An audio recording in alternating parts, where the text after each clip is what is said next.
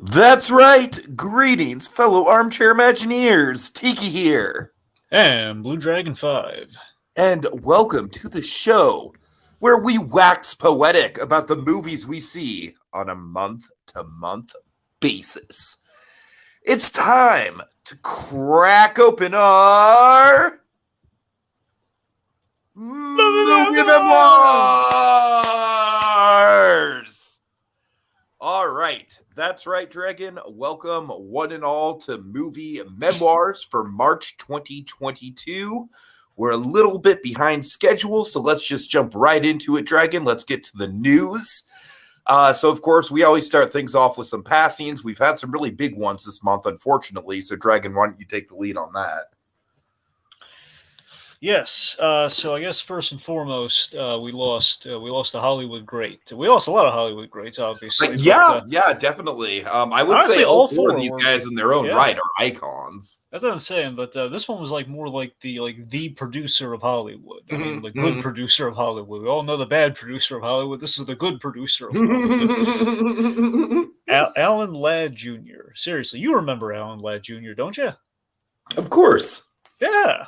I hate to say it, Dragon, but do you know what I think of when I think of Alan Ladd Jr.? I mean, obviously, besides the big key cornerstone of his career, which is he is basically the man responsible for Star Wars as far as greenlighting it. Is it the Aladdin joke? The whole Aladdin? Yes, it's the Aladdin joke. Yeah, come here, boy. Come here, laddie. Do you want us to call you Al or Din? Yeah, exactly. God. Yeah, but you're absolutely right, Dragon. I think this guy is, besides the director / producers that we have out there, like the Spielbergs of the world, I would say this guy, just as a pure producer, might be one of the most iconic of all time. Absolutely. I mean, this guy essentially is like the hero producer of Hollywood. He saved Star Wars. He protected George Lucas at the cost of essentially, I forget the specific details off the top of my head, but I remember as it was detailed in Empire Dreams, the whole toss up because of, Lucas doing the, forgoing the credits, which was a really revolutionary thing at the time. The whole, now it's commonplace. Back in the day, when you start the movie a long time ago, Galaxy Far, no opening credits. It caused a big problem, so much so that I believe it was Alan Ladd. I believe he quit. I don't think he was fired. I think there was the threat of firing, but I believe he just left because it was so ridiculous how they treated George Lucas, or either that or vice versa. The point being, it was either he was let go because he was at George Lucas's defense, and that's why George Lucas left the Directors Guild, or was just in general left the Directors Guild because the whole situation was mishandled. Point being, Laddie's a great guy, and this was documented in a documentary called Laddie, which I highly recommend. I still don't think I've seen it, Dragon. I think it's probably time I actually got around to that. It's really good. I gotta be honest. When I watched it, I was under the impression, because they made a documentary about it. For a moment, I thought, "Oh God, had he passed?" At the time I saw a documentary, which thank goodness he didn't. But beyond that, he went on to form his own company, in which he had done stuff he launched so many careers, Tiki, beyond George Lucas, which is what we know. He did he produced Night Shift, which basically was the start of Ron Howard's career as a director. Did Blade Runner, Thelma and Louise, and apparently, Tiki, I'll work until the end in a producer capacity. Elvis, the upcoming Baz Luhrmann Elvis Really? movie. Shit. That'll be the last film with his name on it. That's honestly fascinating. Wow. Yeah. Okay. So seriously, and of course that was on my list of most anticipated movies of the year, and honestly, after seeing the trailer, it's probably higher up. So easily, Alan Ladd Jr. He represented the best of the hearts, the best heart and minds of the movie making industry. Totally. He represented the type of filmmaking where it's okay, we're gonna take a chance, and honestly, Dragon, I hate to think what he thought of modern day franchise filmmaking, because I honestly think not to poo-poo the MCU or anything like that. I'm certainly not trying to do that. I'm just saying, just in general, the way that everything is so homogenized and franchise based. This guy was kind of the champion of the original idea. You know what I mean? Oh, for certain. Again, he was the ardent defender of the minds of the 70s. One could say. So again, he would be dearly missed. Again, just like the paragon. And plus, he came from Hollywood royalty. His father, again, he's a junior. Alan Ladd was an old school Hollywood actor, so he came from stock. All right, so more sad news. Yeah, Emilio Delgado, Dragon. Yeah. He is better known as Louise Hmm. on Sesame Street. Am I saying that name right? I believe so. Yeah, Luis. Yeah. Okay, good. Okay, Anyway, I'm pretty sure it's not Louis, Stinky. It's that's what I'm saying. It was between the two. anyway. So Luis, yes, from Sesame Street. Essentially, the thing that tell me you didn't have the same reaction. Whenever I think of Emilio Delgado now, I think of that beautiful story he told in I Am Big Bird, in which he regaled, he told the folks about the time, the Big Bird costume was vandalized, and he saw him crying Oh, over that was this. him. Oh man, I I'm didn't even pretty. It realize was. that was him. I remember there are two stories that he told. Uh I believe huh. they were both him. At the very least, I know that the other one was when John Stone was chewing out Carol Spinney. Luis, stuck up for, stood up for him. He's like, hey, you don't mess with Big Bird. Just like Luis. If Basically, he we ever said that. were to do a Carol Spinney biopic, I feel like this would be one of the guys who is very much in Carol Spinney's corner. Absolutely. And I want to say he was also there when he had that wonderful story about how he made the connect that he saw in that moment that he and the bird were one. And so Totally, just in totally. general, like, me, I've always had I have mad love out of all the adults in Sesame Street. It was for Maria. And if I recall, Maria married Luis in the show.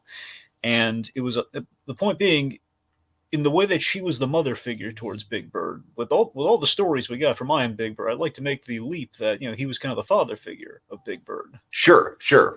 One could say. I mean, again, so the fact that he married into kind of that dynamic with Maria, I'd like to think maybe that kind of bled into that as well. I just feel like every time one of the original adults on Sesame Street passes, it's kind of like our a little miniature Mr. Hooper event. You know what I mean? You know what I think it really is with us, all the adults on Sesame Street, and the way when we look back on them like this, and when unfortunately we lose one of them, it's that the adults on Sesame Street, they commanded genuine respect, not just like the manufacturer, oh, do what the adults tell you. It's that if you were a kid watching Uh Sesame Street, you felt like there's a trust and there's a genuine, like, I like these people, yeah, even as a totally, kid, totally. you're like, hey, I want to see all the, I want to see our colorful kind of Muppety kind of characters. Like, no, I want to, yes, but I want to see him interact with these really swell people. Yeah, it was definitely like a very community driven show, and I feel Yeah. like the human based characters were a big cornerstone of what made that work. Yeah, that was really sad when I heard Delgado pass, because Mhm. again, just especially with the I Am Big Bird, but all just like, oh, just gut wrenching. All right, so William Hurt. One could say this one hurt. No, I'm kidding. Oh, But jeez. yes, no, seriously, the William Hurt, one of the great actors. I mean, you have you ever seen broadcast news? No, I can't say I have, If you're ever honestly. gonna watch one William Hurt film, like the film, plus for Albert Brooks too, you gotta see. Essentially that's the movie that got Albert Brooks Finding Nemo. Ultimately, everyone knows him for Okay. broadcast news. That was like the Uh-huh. movie that made Albert Brooks's career outside of just his stand up.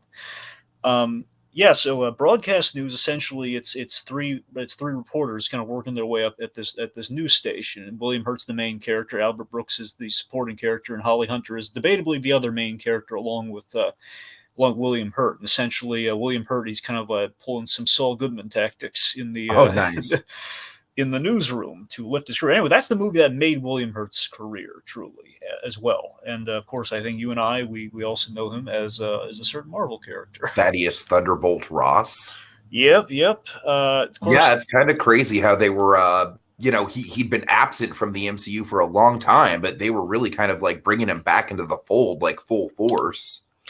Yeah, and sadly, that's kind of the really deflating thing here. I don't know if Hmm. I would doubt that he's going to pop up in She-Hulk posthumously. I don't think that's going to happen. But there was always the speculation, if they're going to do the Thunderbolts, one of the, to me, the most interesting permutation of the Thunderbolts had the Red Hulk on the team. A lot of people thought, we might be doing some Red Hulk stuff in the MCU with William Hurt coming Yeah, back, and then yeah, and that's really a shame. I mean, it's Mhm. like, first of all, I don't want to just make this into like, it's really a shame we can't have this fanboy casting thing, but really, it's just like I feel like the dude had a lot left in him career wise, even for his age. You know what I mean? I mean, for sure. I mean, the bare minimum is look at what we did get with them, in which he has a very, very key role in Civil War. We brought him back with great purpose, man. When he Totally. came back, again, he's the one who sets up the whole Accords thing. He's the huge kind of like, he builds the new status quo of the MCU for a little bit absolutely. before Absolutely. Thanos comes back into play. And even when he does come back In a into way, play, for Phase 3, he was almost kind of like served the same sort of role as Nick Fury did for Phase 1. I mean, in some ways. I'm not saying that's a one-on-one comparison. It's definitely not. But I'm just saying, as far as having like kind of just like an omnipresent person who's, kind of pushing the story forward. For sure. Yeah. And again, Ross always kind of had that kind of role kind of carved out for him in that regards of like, okay, he's the guy going after the Hulk, who again he's kind of worked in the government system there somewhere. So, it tracked. Yeah. Yep. And again, he made 5 appearances. That's still something, Totally. All right. So the next one hurt, man. Yeah, this one was bad. Yeah, it was, and it was actually like we found out about it live when we were doing Ride Stormin'. So that you did. I did not. I didn't know that. Yeah. Oh man. Estelle Harris. Now, Dragon, I want to put an asterisk here. You and I we're gonna gush about Mrs. Potato Head, rightfully so. But I just like in situations like this, I feel like it's so funny because it's like I feel like people who are older than us might have a very, very, very different view of her that is totally unrelated to Mrs. Potato Head. But Dragon, for us, Estelle Harris will always and forever be Mrs. Potato Head. Yes, I mean, Estelle Harris, I think it's two roles that everyone knows her for. I mean, I think for a lot of us, fundamentally, the introduction, at least for me and you, and I imagine many other people, is Mrs. Potato Head, which stands as the gateway to something like the other role, which is, Estelle on Seinfeld, Estelle Costanza on Seinfeld. Right. And that was one where it's like, me, I'm not really much of a Seinfeld guy, but I could totally see, like, I've seen a few of her scenes. I haven't really sat down and watched all of Seinfeld, but I've seen a couple of the episodes she's involved in, and I can certainly see the appeal. Yeah, I mean, so you gotta remember, her entire, pretty much, like almost every role she does is so similar in that playing George Costanza's mom basically gave her, like, she is like the loudmouth mother that I feel like she kind of like, she was like the proto Howard's mom from Big Bang Theory, and the better version, of course. Oh, sure. There, that's a fair assessment that she very much carved the niche for that sort of thing, But for like the loudmouthed, like domineering mother figures. Yes, only difference is like when Estelle Harris came to play, my God, she was there, and instead of Howard's mother, who was always off screen because they did like the Al's mom thing from Home Improvement, where you never saw her. Mm-hmm. But yeah, it was the wonderful dichotomy of Estelle Harris with every role. Just looking at the big two, just for simplicity's sake, is that she embodied. There is a lovely sweetness, that motherly sweetness to her, but again, just kind of brought out through that loud, boisterous, kind of shrill, and like the mother. Yeah, definitely. She's like everyone's favorite cool great aunt. Yeah, and again, if that makes sense. You gotta remember, folks, Mrs. Potato Head it's a gag at the end of the first Toy Story. It's like, Mrs. Potato, a guy can dream, can he? And he gets his wish, and that's like a big, oh God, if we don't, we need to cast someone on Don Rickles' level, or else this is just going to be, okay, well, we just got some lady to be a Mrs. Potato Head, and we've downgraded. It's like the Barbie thing. Like, okay, well, it's a girl toy. We don't have much dimension to it. But Estelle Harris, what she brought, again, like she improvised, don't talk to any toys you don't know. It's like that's... You forgot your angry eyes. That's what I'm saying. She was the perfect... She was the nagging wife, but what she played... Totally. But that's it's not just the nag, in Toy Story 3, she actually has a pretty big plot role. Exactly, that's my point. There was a lot that we mined from her in that. Again, she's not just like the nagging wife in Toy Story 2. Totally, is that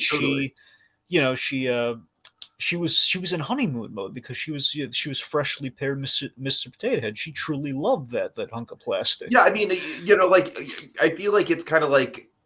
on top of all the nag, there was always like a very loving nature to her. And even to the neurotic extent that was with George Costanza, it was that she did love her son, but by the same token, she was just so it's kind of irritated with him. Right. And it would always be like it would be love, but at like the volume knob just ripped off of just like why is she always shouting? So I mean, it's a very recognizable quality in many households, I'm sure. All right. So again, just she'll be missed. She had a long life though. So I mean, she outlived Jerry Stiller, which is one thing. It's the fact that we've killed off both of George's parents in this cosmic cycle. Like we're losing all the greats, and it's so darn sad. Yeah. Okay, on to not as worse news, but still not great news. All right, so DC film delays. I'm going to let you take the lead on this one. Right. Okay. So essentially, I think as a lot of us have seen, I'm still predicting this for certain Marvel films coming up, namely Black Panther 2. I'll be shocked if Black Panther comes out this year. I'm going to say that much. Anyway, so the DC films have been pushed back to primarily, and the rest, I don't know if the dates have necessarily shifted at all, but at least 2 of the 4 films, and it's what's embarrassing about this is when the Batman came out, right before it, they're throwing out like, hey, 2022, here's our film slate. I remember that. Yeah. Not coming out anymore. Okay, so let's see. So Aquaman. It'd almost be as embarrassing as releasing a trailer for Kenobi with a release date and then having to bump it up. Well, to be fair, Kenobi's only like 2 days. So that's not as bad. Yeah, true. It still bothers me though. It does. It is bothersome they did it 3 times though. That is. Yeah. That's what I'm saying. That's what I'm saying. Anyway, May the 4th. Like no. May 25th. No, the 27th. Which I'm not complaining because that's gonna be a happy birthday to me. But in regards to the DC film delay, so the 2 major ones that got bumped, and unfortunately, one of these is the one that everyone's going to really want to know about, and current events have made it even more speculated upon. So Aquaman was supposed to come out in December, and that got moved to March of next year. So that's I gotta admit, the Aquaman movie just seems like going to be kind of like a fun one-off to me because I'm looking forward to more Black Manta, and this seems like the premise of the film seems fun, but that's not the one everyone's talking about. The Flash, which of course, yeah, man, yeah, oh boy, there's a lot going on. I mean, it's like Flash. I honestly don't really want to touch the Ezra Miller stuff with a 10-foot pole, but yeah, yikes. I think we can safely say I think Grant Gustin is everyone's favorite Flash right now. That's very fair. I mean, I don't think I was really ever in doubt. No, I mean, seriously, maybe like the hardcore Snyder fanboys. So what we can talk about, though, what we should talk about is just the fact that the real question is, from what I understand, Batgirl is still slated to come out on HBO Max. It'll be a direct HBO Max release in December. So, assumedly, that is still happening. The big puzzling thing about Batgirl is that Michael Keaton is playing Batman in that film. Oh, that's interesting. Because remember, we have Keaton Batman, we have J.K. Simmons, Commissioner Gordon, in that film. So, the people have been wondering. You mean there's no Pat Hingle return? Well, he's dead, Tiki. So. I know. I'm kidding. Anyway, my point is, it's been speculated like, okay, will some in quotes because they're barely doing this anymore, any Flashpoint ramifications lead to Keaton Batman being folded in to things with the Batgirl movie? But now if Batgirl comes out before then, but before this Flash movie, and that's the case, it's going to be a little weird. Yeah, a little. I mean, it's like, then again, it's like I feel like the DC EU at its best days has about as much continuity consistency as like the X-Men franchise. So I mean, I don't know. Yeah, yes and no. It's like even if there is a continuity, it's like if there is a continuity, it's just no one wants that continuity, and we're just trying to change it nicely. It's like right. So all we know what is coming out this year is basically a double dose of Shazam. We have Black Adam, which is coming out in October, and then I believe in the November-December slate, I think, is the Shazam sequel. I just don't want Shazam to get pushed, man, because Shazam's the one I'm actually looking forward to the most. I really don't want either to get pushed. That's got like some good synergy where, again, they're all building to meeting each other. So, for sure. Black Adam's going to run into Shazam. If we tell that story right, which I hope we will, but we'll see how Black Adam goes, because that could be really good if we don't like soften him. And he's a good guy at the end. Anyway. Anyway, okay, so that's basically all and also, unfortunately, now they're really resting their laurels on a film I'm not looking forward to, the DC Super Pets film. Oh God, yeah, right. God, I am not looking forward to that movie, but I'm not going to see that movie until it's on something like HBO Max. But anyway, Uh-huh. even then, I'm not sure. All right, so more kind of shaky news with DC. Yes, so of course they had announced the number of tie-in shows to the Batman that came out this month, and originally it was the Penguin show still going on, and they also announced like a GCPD show, which assumedly was going to be kind of a year one styled show, which they confirmed actually was. Again, I'm so in love with the pitch that they threw out there. It was very much going to be, especially after seeing the movie, it's like it is the Jeffrey Wright, Jim Gordon in a year one situation, and Right, totally. basically year one would be kind of like I don't know if it'd be the B story or what, but the whole Batman Gordon story in year one would be very prominent in that story while he's dealing with a corrupt cop as the way in. As it sounds like that's what they've been describing the show to be. Now, because they lost the showrunner, I'm sure that didn't help. And basically, with the performance of the Batman, what happened is they've completely shelved that, if not canceled it entirely. And what they're doing instead is doing an Arkham show. Which I'm not opposed to. I mean, I'm bummed out because I really like Jeffrey Wright as Gordon, but No, I hear you. It was a good idea. I don't know. I just kind of wish that, like, one of my dream concepts for a Batman 2 is literally just like an Arkham Asylum. So it's like I don't want us to blow our load with Arkham in this series. That's the one thing I'm worried about. Well, this would bleed into our next news item, in which a lot of people speculate, and I kind of agree with this. The smart way of, okay, if we're going to do an Arkham show, we should probably do, set in the universe of the Batman. What we should do is use it to maybe flesh out some of our future, our future villains that maybe Batman had a run in with in the year one kind of space that we did not see. Perhaps like a certain Clown Prince of Crime. Mm-hmm. So that brings us to because it was in such high demand after I think Reeves said, "Oh yeah, we shot a Joker deleted scene." What? You shot a Joker deleted scene? Can we see it? And he said, "No," and that got leaked. Yes, here's the real scene. Yeah, I got to be honest with you, Dragon. I am very glad that this got cut. I don't think it's a bad scene, but I just think like it's a very awkward kind of like. I feel like if this was in the actual movie, it would have been basically just a very rushed, like, oh, okay, we're gonna do like a side thing with Joker as Hannibal Lecter really quick, I don't know, like it's a good scene. Like I do with Barry Keoghan, like I really do hope that when we see more of him, he comes into his own more. Because I got to be honest with you, in this clip, he's mostly what I hear like. Vocally is pretty much just a Heath impression. But I do like the look though. I like how freaky he looks. I don't know. What do you think? Well, okay, so here's the thing. So you got to remember, in the Batman, the tease at the Joker, it's at the very least, it's not shot well, but it's it's not the best. No, it's really not. It's got that weird thing where his face. I mean, I think it's intentionally obscuring his face. Well, I know that's what I'm saying. That's just think it was a bad call. Like, look, if you got to think, if we're going to already okay a trilogy, can we just cast the guy and just show? I know, right? Like? We don't have to put him in the movie. Look, you don't have to. I mean, Barry Keoghan isn't exactly just like some stand-in rando. You know what I mean? So here's where I'm at on all this Joker stuff. So one, I mean, the scene itself I think is good. Now, mind you, of course, a Joker Hannibal Lecter dynamic. I mean, we just got finished talking about like a whole kind of show about that. So I'm obviously in for that sort of idea. But that said, I mean, I think compared to the setup that we did get in the movie, I think it's a better scene. I'm not sure how it would have gelled with the movie had it been inserted in there, especially as given like the buildup you have with the Riddler stuff in that film. I am very not sold on Keoghan. I'm not. Are you not?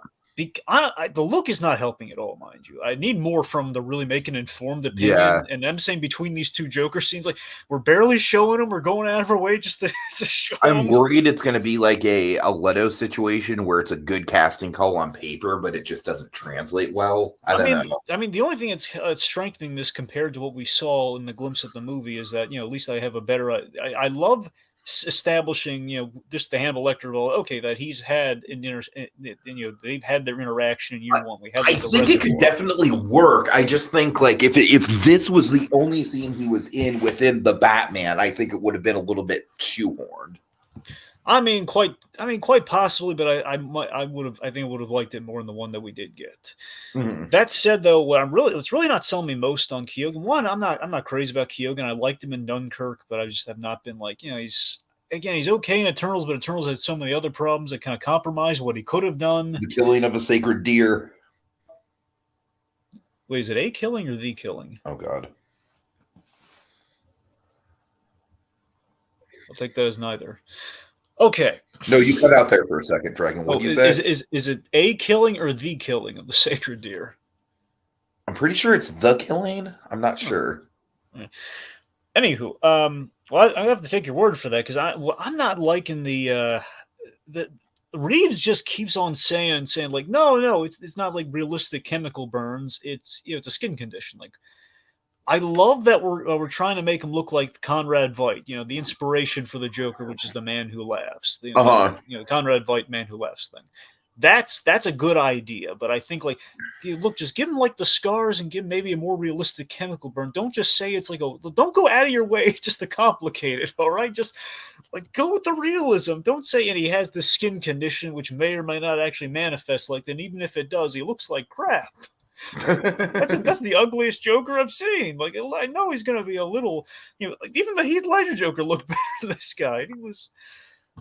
I'm just saying with the scars, like that literally went for the man who laughs. Like they cut the scars into him. Like, come on. Yeah. So aesthetically, I'm not a fan. I'm hoping they massage out the look a little bit when they bring him in. I'm hoping that's why we're keeping him obscure because, man, we really have no ideas how to make this guy look good because we're focusing on Mr. Baghead. Anyway, so so that's it. So everyone's been talking about this Joker scene. Now we have. All right. Okay, so Downey Jr.'s got a project in the works. Yeah, so there were these novels, these Parker novels. Are you familiar with these at all? Not at all. Just if I remember, I think it was Richard Stark or Richard Starkins. I think it's point being there's this. I saw the adaptation that Darwin Cook did. So it was like an established, like kind of like noir PI sort of character, like not necessarily not PI. It was basically this noir sort of idea. Where if I recall, I think Jason Statham did a movie called Parker that was based on the same character, but it was kind of like a modern update, which just I think it's like one of those things where people make adaptations of the original book series, and Darwin Cook probably had the best, or at least very least the best looking one. So it's just kind of like a really rough and tumble guy who just got into trouble and he's just kind of going through the motions. So there's kind of like a PI element to him, a very noir sort of thing. And apparently we're adapting, I assume, those books with Downey Jr. So we're doing it as a series on Amazon. So that's really cool. I mean, we've seen Downey Jr. kind of tackle the noir thing before with Kiss Kiss Bang Bang a little bit. So it'd be kind of cool. Assuming he's going to be in that show. I don't think this is the Shane Black. You've assured me you don't think this is the Shane Black collaboration he's doing. No, I don't think so. I'm pretty sure that's a movie. That's a thing. So if that's a movie, then this is just something else. Because Downey Jr. has had his hands in some TV stuff. He did that. He did the Sweet Tooth show I told you about. He produced that. Right. So and also I hear he's doing some Sherlock Holmes stuff recently, but we're not. It's a little more complicated than we're not really armed to talk about that right now. Anyway, so so that's pretty cool though. I don't really have a solid opinion on it just because I don't really know the source material. Well, just take my word for it. I've seen that source material adapted in comic book hands really well, so it has a chance of being something kind of neat. Cool. Okay, next up, the Muppets Electric Mayhem series. All I can say to this is I am just glad that they're continuing to try with the Muppets, man. Yeah, we'll see if it takes. This has potential. I mean, you're doing a spinoff. There is kind of a safety cushion there. We don't have to worry about the whole is Vogel Kermit going to cut it this time? Is it? That's true. That's true. I mean, short of like giving Gonzo a show, this is probably the best move we can make. And I feel like the Electric Mayhem is a group of characters where it's like outside of Animal, they do have a lot of potential to, kind of be fleshed out. I mean, who really needs to be fleshed out? Because I see so much merch. The underrated. I'm probably not the most underrated, but I think like we always get distracted with Animal and I mean, I guess Animal and Janice maybe. And point being, Dr. Teeth, man. We got to do some stuff with Dr. Teeth. Well, I'm sure we'll do some stuff with Dr. Teeth. He is the leader, after all. Well, that's what I mean, though. I'm sorry. I was looking for Zoot. That's who I was thinking of. Like, between Zoot, Zoot and Animal always kind of get the attention. Then maybe you have Floyd. But I just... It's like I see so many great like Doctor Strange parodies with Dr. Teeth like all the time. It's like, wouldn't that be really nice though if we just did something, gave Dr. Teeth a little bit of soul and just kind of like kind of explored that character a little bit. Like, why deform? No, yeah, totally. I'd be totally down for that. Because he's the leader of this merry band. There's something kind of like there was always like an explosive element of who Jim Henson was deep down that was kind of in Dr. Teeth. There was something kind of cool to mind there. All right, yeah, I'm very much looking forward to it. We'll see how it goes. Yeah. All right, Coyote v. Acme. This sounds like a fun premise. I'm honestly pretty down for it. Yeah. This is I know there was a book. It was more like an article that was put into a book. You can find it on Amazon. It's the same title, Coyote v. Acme. I don't think it's the same. I don't think this is necessarily a direct adaptation. It could be, but at the very least, it's the same idea, in which it's James Gunn has written this, by the way. So that's the big eye catcher with this. James Gunn has written this. He's not directing it, but he wrote this premise in which it'll probably likely be for Warner Brothers because he's been camping out at Warner Brothers these days. Just give him the Looney Tunes of it all. It's going to be a hybrid film, so it's going to be animation and live action. So it's going to be the Wile E. Coyote, going to court with Acme, over all the bum products over all these years. He's suing. This Acme. honestly sounds like a lot of fun, Dragon. It really does. The only thing that has me potentially, I'm all on board for this concept in so many ways. I mean, even without James Gunn, I was like, this is a brilliant idea. Let's do this. We have some talent cast. I don't know if they've said if they're going to be voices or if they're just going to be in the movie. Because if they're in the movie, we have nothing to worry about. Like John Cena and Will Forte are going to be in this. Mm-hmm. The big question I have, I think a lot of us have, is will the coyote talk? Okay, this is going to be an unpopular opinion, but I honestly think he should. Let me ask you this. Do you think he should talk because hello, sir, I'm Wile E. Coyote, that whole thing? Yes, and I think he should talk like that. Okay. If he doesn't talk like that, I will be disappointed. Do you think if they cast... Okay, let me ask. Between John Cena and Will Forte, do you think if they cast... Fucking John Cena, just because get Will Forte the fuck out of iconic character roles. Look, I'm still bitter about Scoob, all right? Okay, look, Scoob, you have to admit, that was a more complicated thing between that and this, in which, like, hey, clearly we should not put him in the role of Shaggy when we have perfectly good Shaggies we can go to. Right. But like Wile E. Coyote would be like, if he never, he only talked like one time, like to historical knowledge of like that whole Wile E. Coyote here. Keep it. Okay, I'm gonna be like Will Smith and just repeat myself. All right. Keep him the fuck away from iconic characters, Dragon. All right, fine. All right. Good. Anywho, so if you had seen Sweet Tooth, you'd say, "Oh, Will Forte." All due respect, Will Forte. That's the thing. If you saw Sweet Tooth, think, "Oh, Will Forte is so delightful." He's pretty much just MacGruber to me. Which, from what I hear, is good. All right. Anyways. All right. Lastly, ball's in your court, friend. Okay. Let's see. We have the Avatar trailer. Yes. So I have no idea if this is actually going to happen. It's just pretty much baseless speculation. But word on the street is that the Avatar trailer is going to drop in front of Doctor Strange 2, meaning that it won't be online before that movie comes out. I assume that very quickly into that weekend it will drop online, but maybe for the first day or two it will be an exclusive thing. And Dragon, I am hoping beyond hope that this is real. I couldn't picture a better movie to return to that format that I did used to love back in the day when I was a kid, the whole, like, we'll go to Meet Joe Black just to see the Phantom Menace trailer, that sort of culture. But no, not only this, it's like, this is kind of honestly like the other way around. It's like, okay, we're going to go to this awesome Marvel movie and get a sneak peek at something that might be kind of cool. But honestly, Dragon, I am pretty hyped for Avatar 2 just from a technological point of view. I'm just hyped to see what it looks like. And I think a teaser trailer, just no matter what they show, as long as they show us some footage of like the underwater stuff and the sea creatures and, you know, an underwater city or something, I'm going to be hooked. Like I have no doubt it looks amazing. So I really, really want my first view of Underwater Pandora to be on the big screen the night I see Multiverse of Madness. I really want this to happen. Mm. And you don't really have a stake in Avatar 2 one way or another. Tiki, unless they reveal that James Cameron, the reason it took him so long is that he shot so much of it with the actual animatronics from the theme park. Or if he even if not from, if basically he shot with animatronics, and that's why, because he liked the look of that so much, and that's why it took so long. That's the only way you're going to see Avatar 2. Okay, you're not the least bit curious because it's taken so long. You're not I understand you. I mean, look, I'll watch the trailer. It doesn't mean I'm going to. I'm just saying, I'm understanding you not being interested in like the actual movie, but like you're not curious to see what the movie looks like. Well, sure. I mean, I'll watch the trailer. Yeah, I'll get it. I'm just saying, I'm not going to obsess over. What I'm obsessing over right now is the Doctor Strange 2 tickets are going on sale tomorrow. That's what I'm obsessing over. Oh God, Jesus, that's good to know. Okay, yeah, tomorrow 9 a.m. Eastern. It's all right. That's when they go on sale.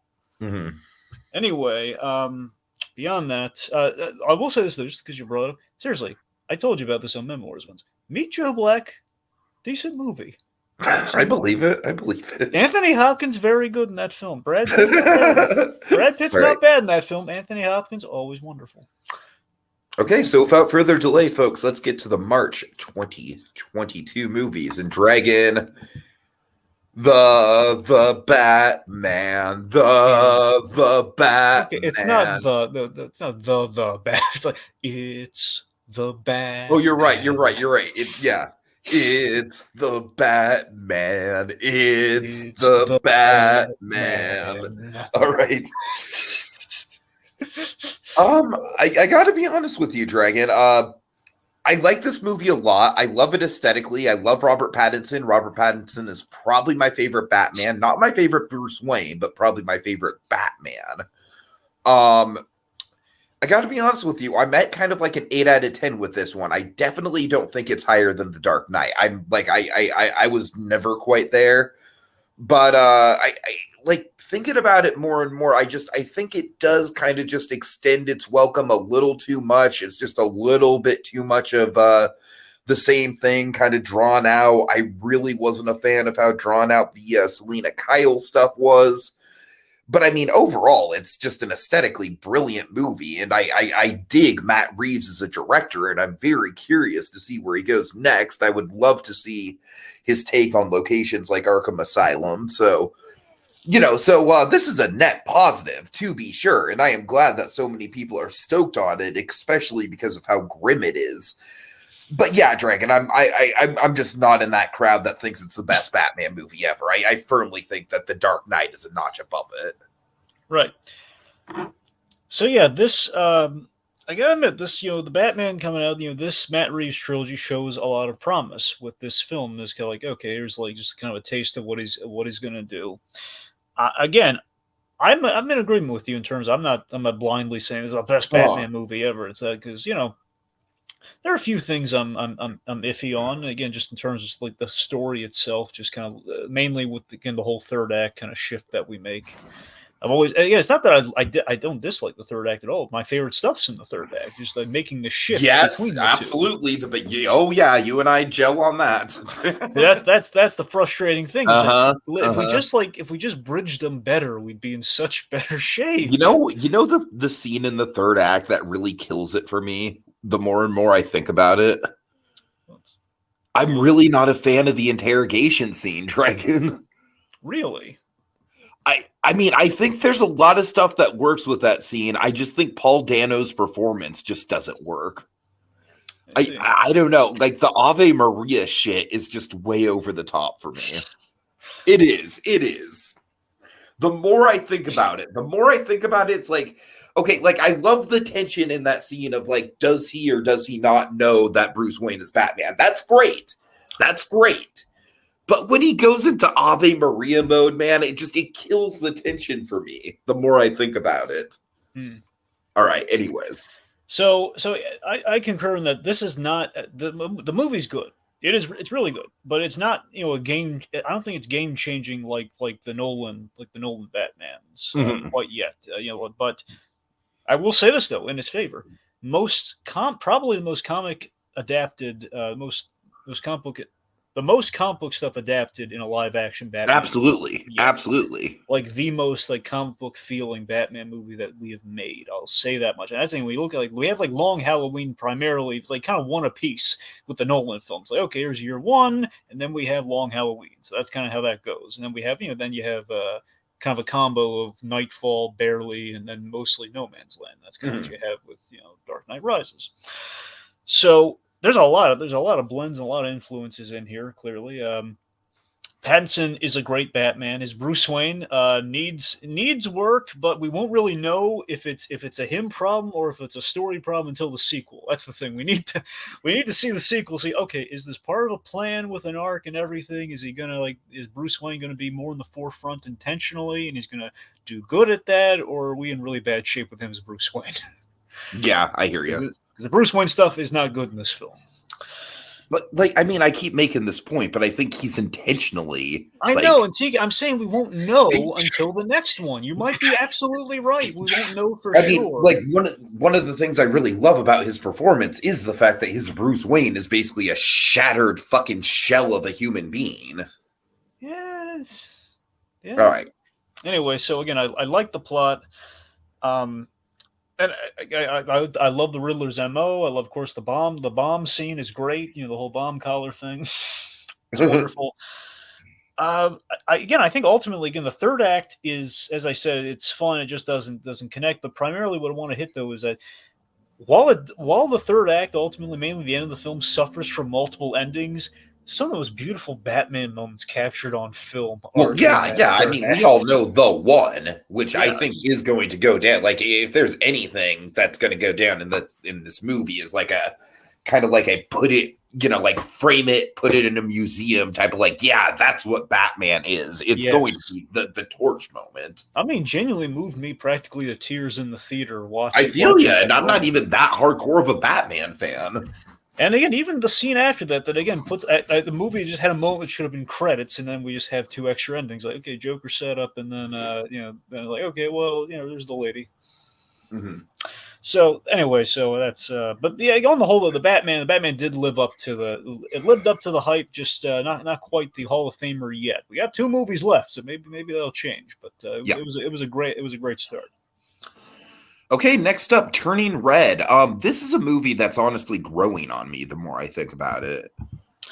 Yeah, I mean, ultimately, again, I've rewatched it a number of times, Tiki, and again, I still. It's a very rewatchable movie. I think it's honestly compulsively rewatchable, and I honestly think that's one of its biggest strengths. I still stand by the reverse Luca effect with this film, in that Luca is a film that just kept getting better as the acts went on to the third act, which is fantastic.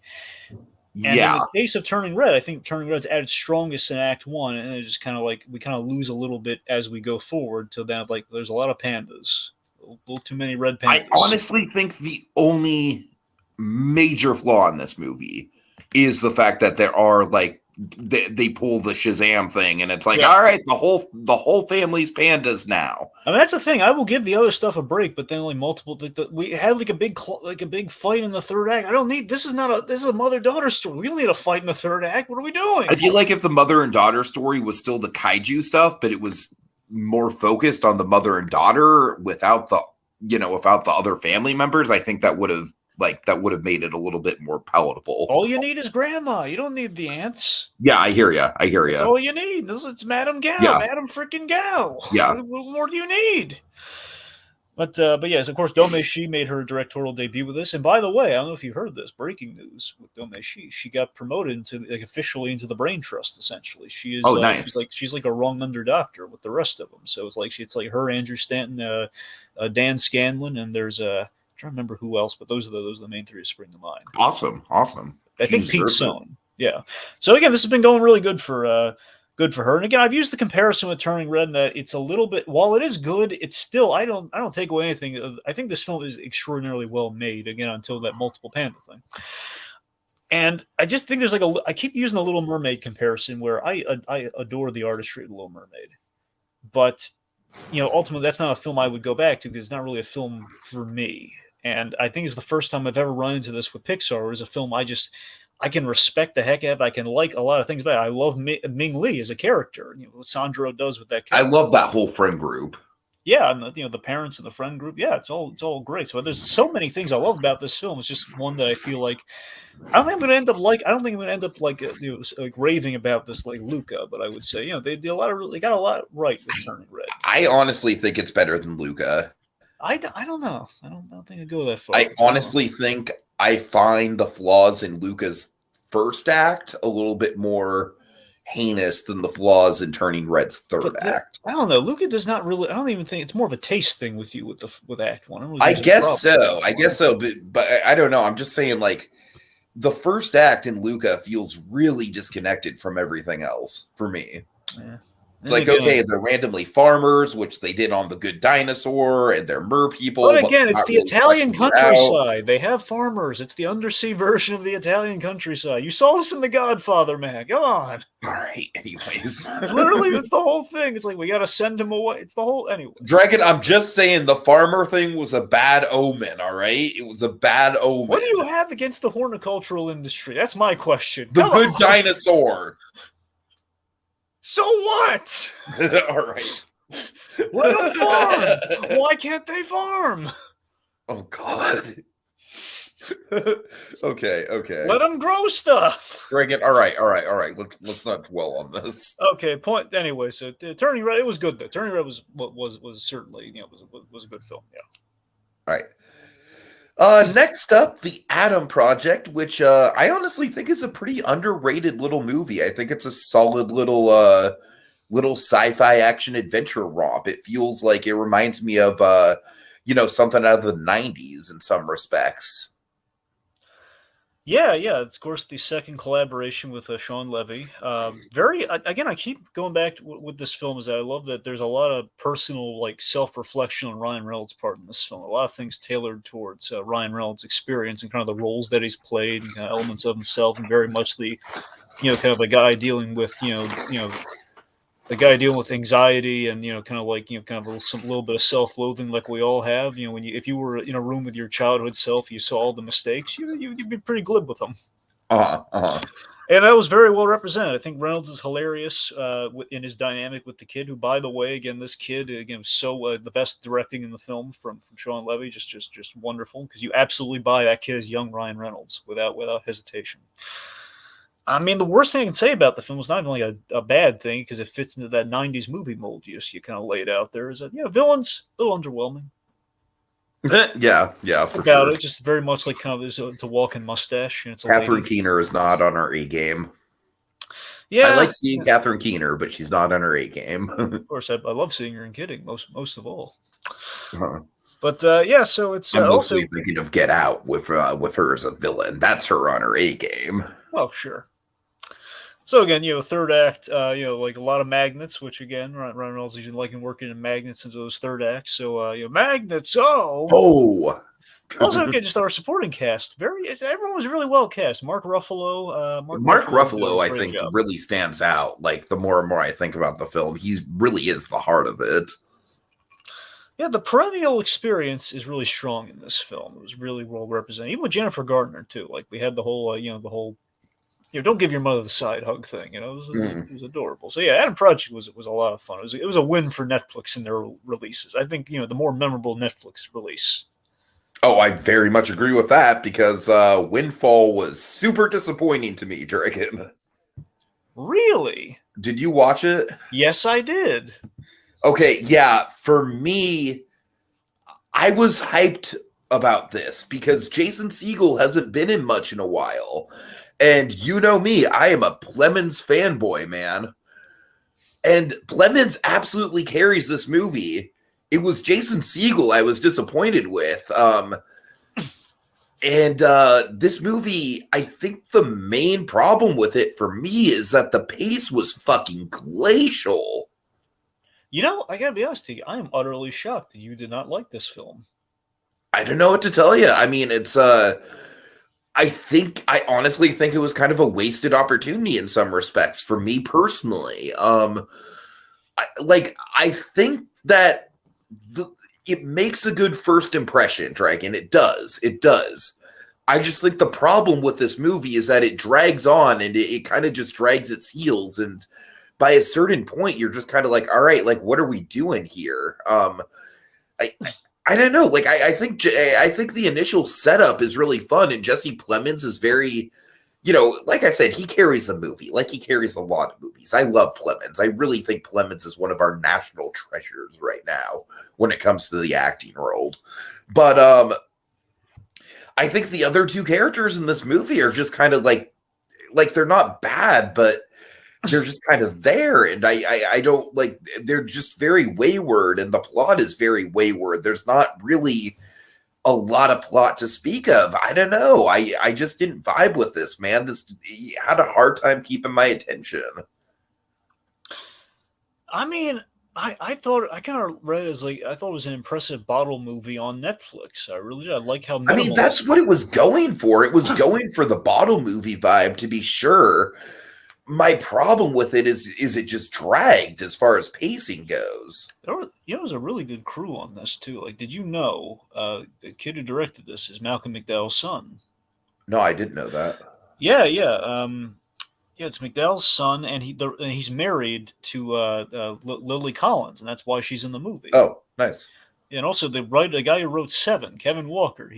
Andrew Kevin Walker. He wrote this. Well, this is no Seven. I'm sorry.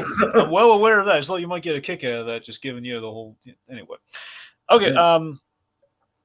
So I think, I don't know. Plemons is absolutely great. He's cocky. He's the overprivileged CEO. Target. I mean, I don't know. For me, the moment that just sold me absolutely on the movie was.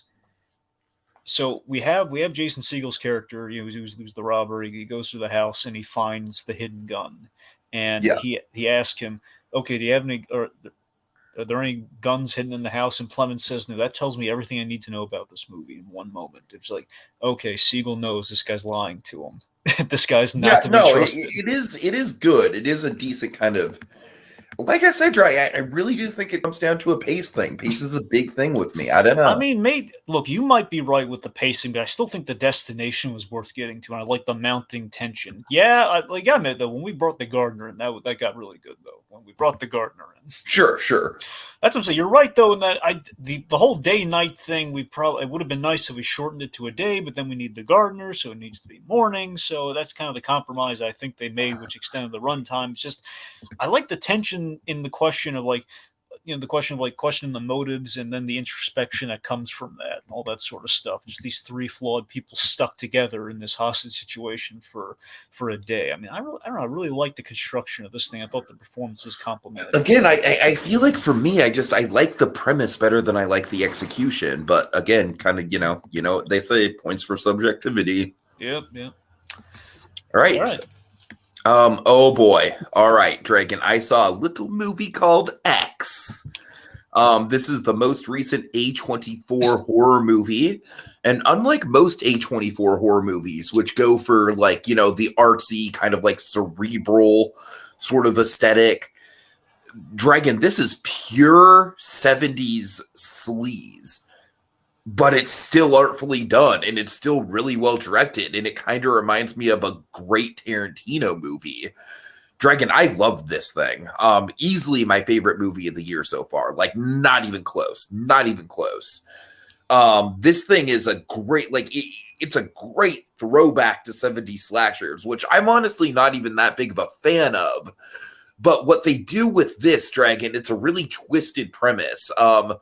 Essentially, the crew is shooting a porn movie, but it's great because it's kind of like you've got a director who's, very much like a 70s porn director who's like, man, I can shoot an artful porn movie. You know what I mean? It's like he's very much kind of like a Brad Jones come to life, if you will. He's kind of like the auteur pornographer. And then you've got the cast in the movie. Tyler, or I'm sorry, not Tyler the Creator. That's a different rapper. Kid Cudi plays the lead, and he's great. We've just got all these different characters. We've got a producer in the movie who is just utterly channeling like a Woody Harrelson kind of Matthew McConaughey sort of vibe to him. He's like a great sleazeball. Like all these characters really sing, in spite of them being like a pornography crew. There's actually the girlfriend of the director is one of the more compelling characters because she's a Christian girl who's helping him with the equipment, and she's very sheepish about the whole thing. And Dragon, here's the twist of the movie. The twist of the movie is that their filming location is out on this ranch that is owned by this very elderly couple. And this elderly couple does not know that they are shooting a porno, and they do not approve of said things. And shit gets wild. That's all. Oh my God. This movie makes The Visit look tame as far as like elderly horror goes.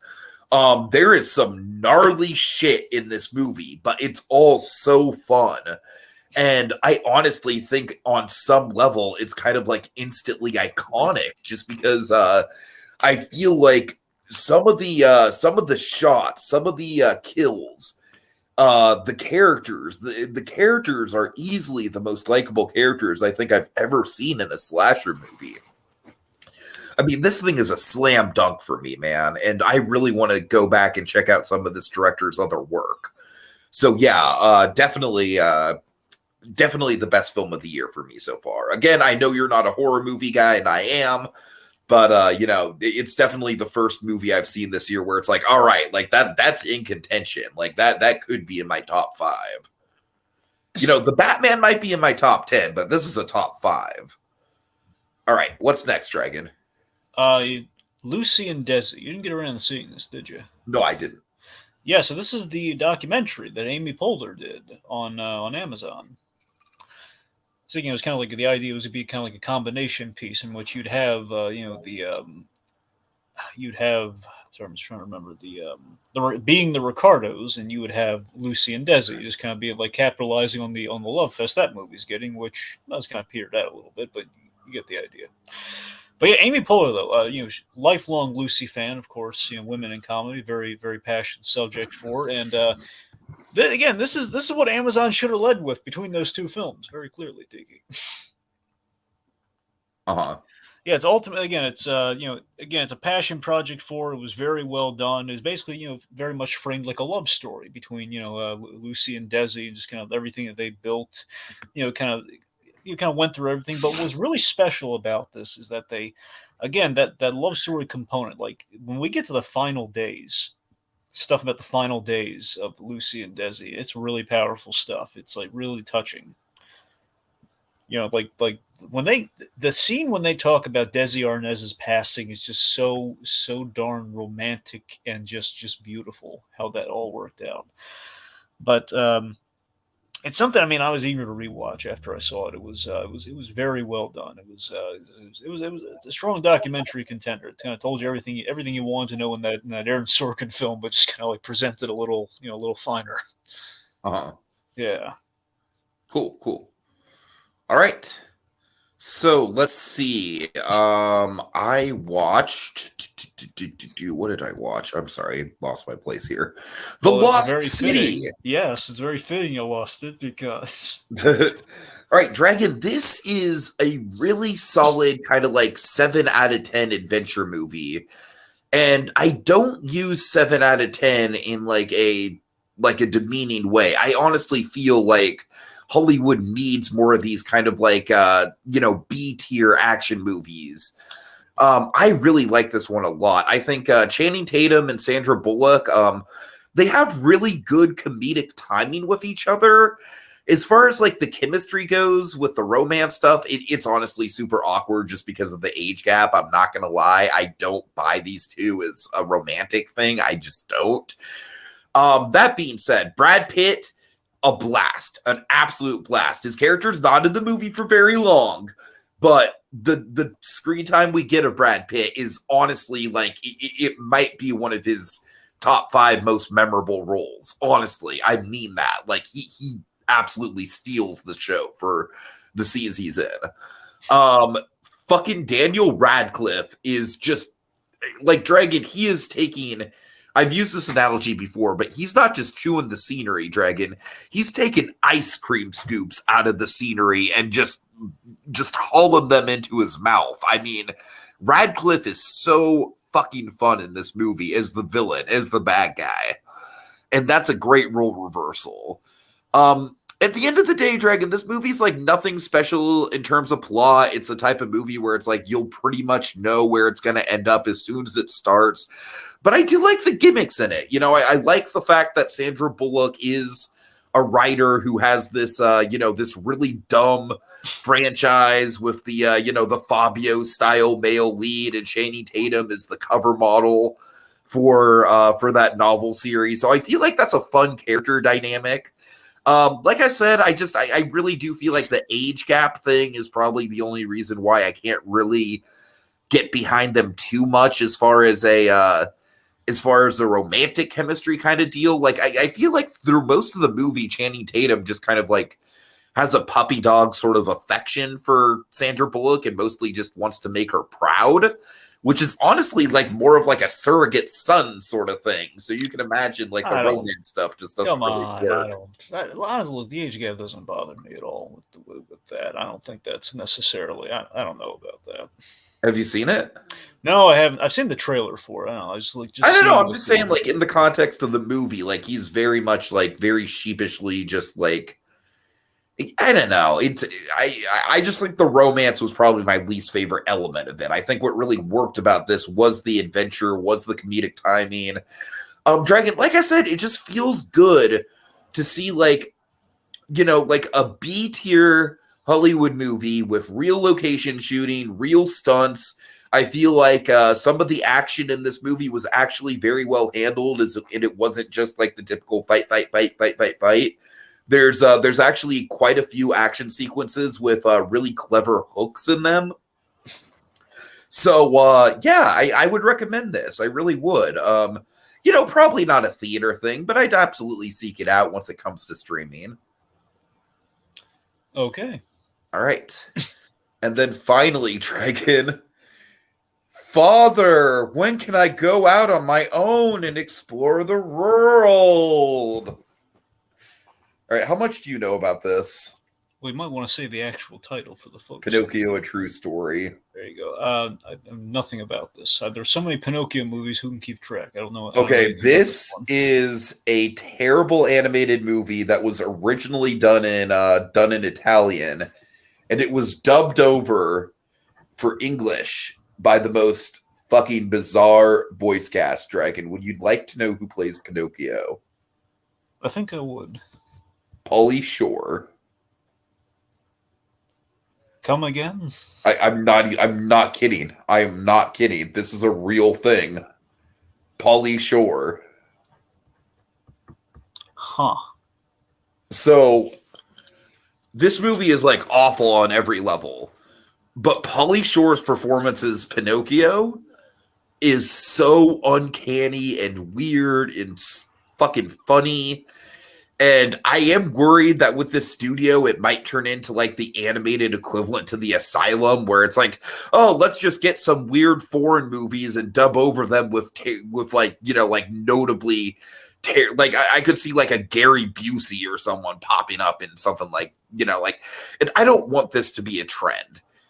But I will say that with this movie, between the terrible animation and the nonsensical plot, the fact that the horse is actually the main character of the whole fucking movie, even over Pinocchio, and he's voiced by Napoleon Dynamite, and that's like honestly might even be a worse performance than freaking Pauly Shore. It's John Heater for the kids. And Pauly Shore, just the presence of Pauly Shore.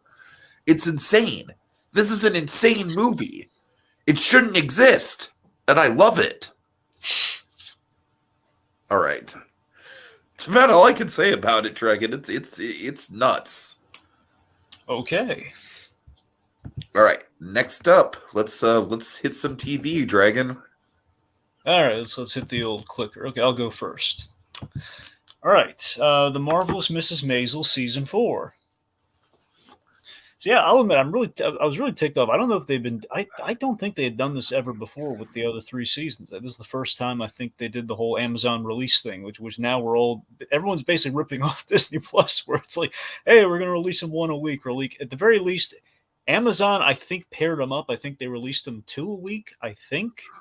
So the point being, like, they're like HBO Max has been like they release them like kind of in bunches. Like everyone starts with 3, and I actually Amazon started with 3, and then it either went to 2 or one a week, and then it ended on 2. It's the whole release thing's weird to me because before they just released them all at once.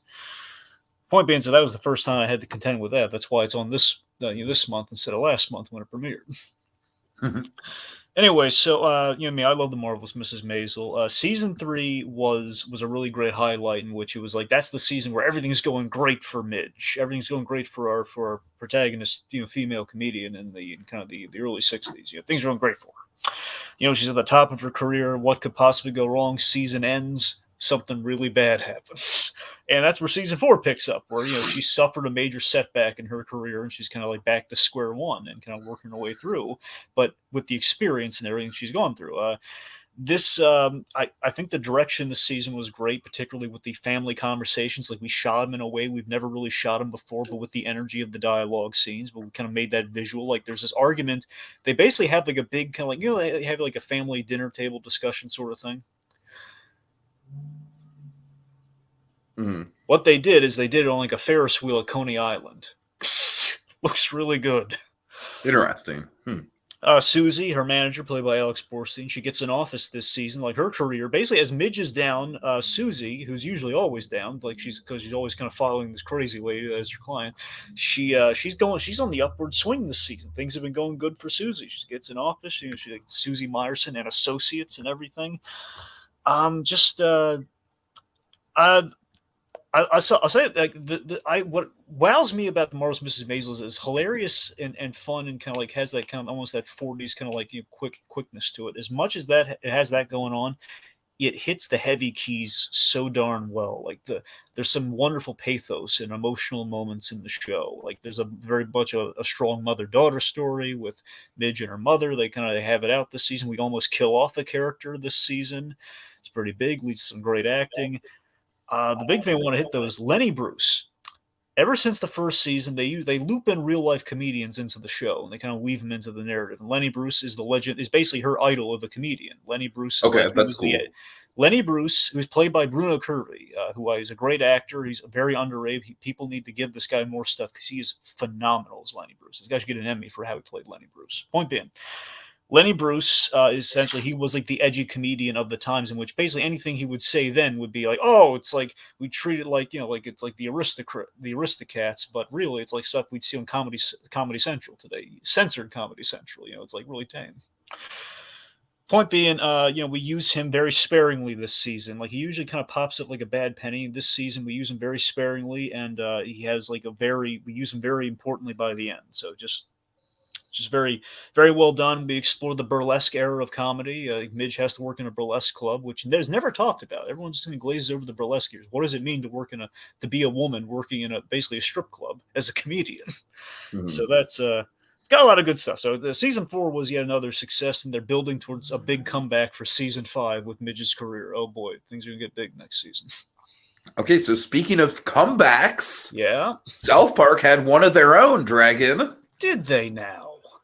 Season 25 of South Park, goddamn, it knocked it out of the park. It absolutely knocked it out of the park. All 6 episodes, just bam, bam, bam, home run, home run, home run, home run. Dragon, I had honestly given up on South Park after they went full serialized. There was one season in particular where like the main storyline was just Kyle's dad becoming an internet troll, and that leading to like some sort of internet security thing. And it was just a mess, Dragon. It was a mess of a season. And then they had this really drawn out thing with Cartman being like, emotionally and, like being emotionally manipulative and abusive towards this girl. And that was just very pleasant because it was very realistic and drawn out. All of that shit is gone. All of that baggage is gone. This is classic South Park. Classic, episodic South Park. Dragon, I feel like the Rick and Morty writers when it comes to South Park. Give me episodic, good old episodic. It only took him 25 seasons to get it right.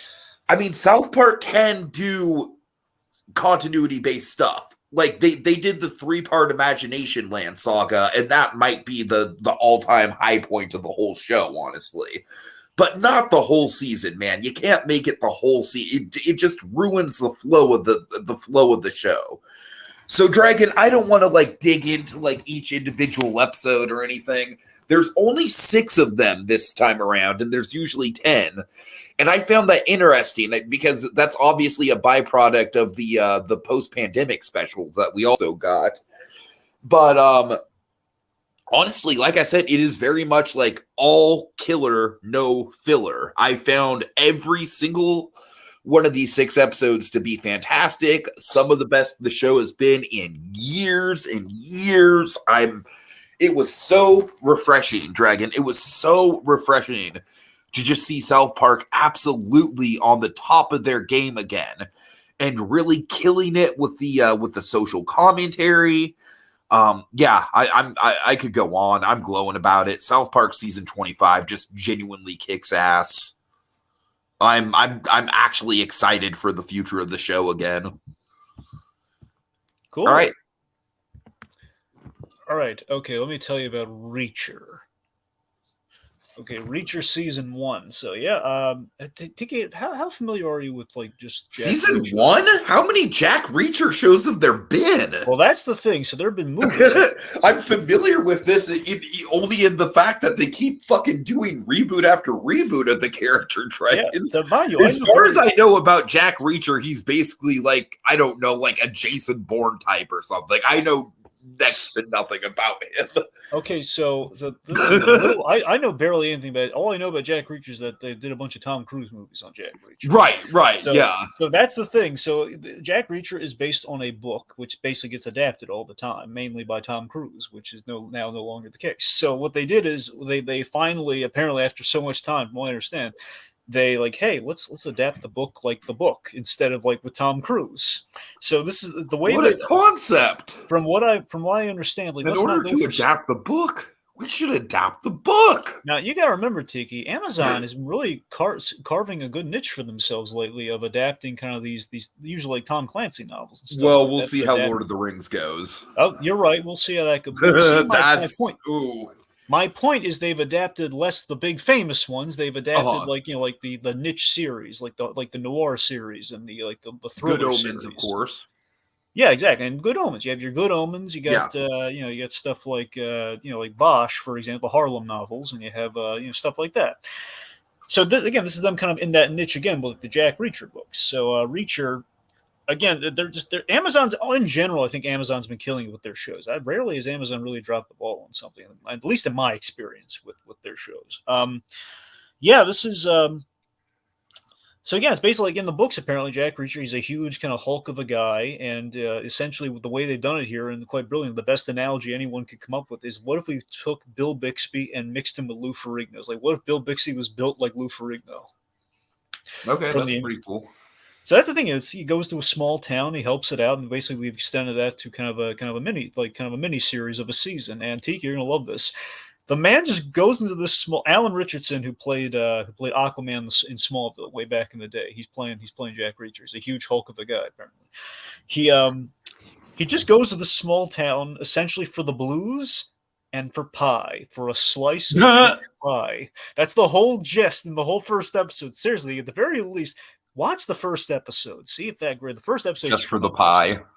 Just for the there's a through line with the pie, but just watch it from teeing up the pie. It's like all he wants is a slice of peach pie. Oh God, that's all he wants. And then he gets arrested. And he ends up working with the sheriff's department because he's solving his brother's murder. And fundamentally, Tiki, the story this season is really good, and it starts off very strong. Episode 1. Very strong. In the first couple episodes, very strong. The only problem is, it spins its wheel a little. Like it's not that it's not bad. It just kind of like it loses momentum until we get to the end. The end it picks up momentum. Like, okay, this is a satisfying end to this. to this story. Like we have some flashbacks to his childhood, which were nice. So it's definitely coming back for more. And it at the end of the day, Tiki, what's really cool about the show, it's just fun seeing Jack Reacher just be cool and be recognized. Oh my God, who is this incredibly cool man who's walked in our town and is beating the crap out of people and getting away with it? That's literally the way I watched this show because Kevin Smith sold the heck out of it because he and Mark Bernard were like raving about this show and just saying like the Jack Reacher, like you see he pulls a guy out of a car, you see the utter fear in an instant of this man being dragged from this window like a rag doll by this giant Lou Ferrigno-sized man. So it's really awesome. All right, Murder Mountain, tell me about it. Okay, it's a true crime series on Netflix and Dragon. It's pretty par for the course, honestly. Didn't wow you? It really didn't. That's a shame. It's another one that's set around Humboldt County, which is an area I'm pretty familiar with. It's kind of like the weed capital of California. And Dragon, I don't know, it's just another one where it's like, okay, the dude goes up there to get into the weed industry and he goes missing and we just got to investigate what happened. And it's fine. I am just like, the title sticks out, right? Don't you agree that the title sticks out? Yeah, Murder Mountain. That's a theme park ride in itself. And then I realized, oh, it's about Humboldt County. Okay, but no, it's Dragon. At the end of the day, it's just kind of like the editing on these things can be very hit or miss, and this one was a big miss. It just did not wow me. It just had a very, very stock kind of like, all right, Netflix true crime documentary. We're just kind of going through the motions. It felt like it was about 3 episodes longer than it needed to be. It felt like it was very much dragging its feet in certain places. So yeah, not a big winner for me. I will admit this was pretty much a filler thing that I put on just to kind of even out our numbers a little bit more. Yeah. But still not, I didn't really think it was worth the time. Okay, let me tell you about Upload Season 2. Yeah, I keep raving about this show to you, man. Again, first season particularly. So this is Greg Daniels' Amazon show. Greg Daniels is tearing it up right now. He's got one show on Netflix with Space Force, and he's got another show on Amazon. That Greg Daniels just can't help but make shows. So again, the Upload, just very simply, it's like, what if you had an option if you were dying that instead of like just kind of rolling the dice with heaven, you could go to a digital heaven, like your brain, like you basically surrender your corporeal form as you're dying, like they would atomize your head and put your brain into like basically into a hard drive and then upload it to like a computerized heaven. So yeah, again, so that's always been the premise of Upload, which has always been really interesting in a sci-fi, kind of a grounded sci-fi context. And season 1 ended on a big cliffhanger. Ultimately, season 2, it's not the simple kind of like comfy sell that was season 1. It's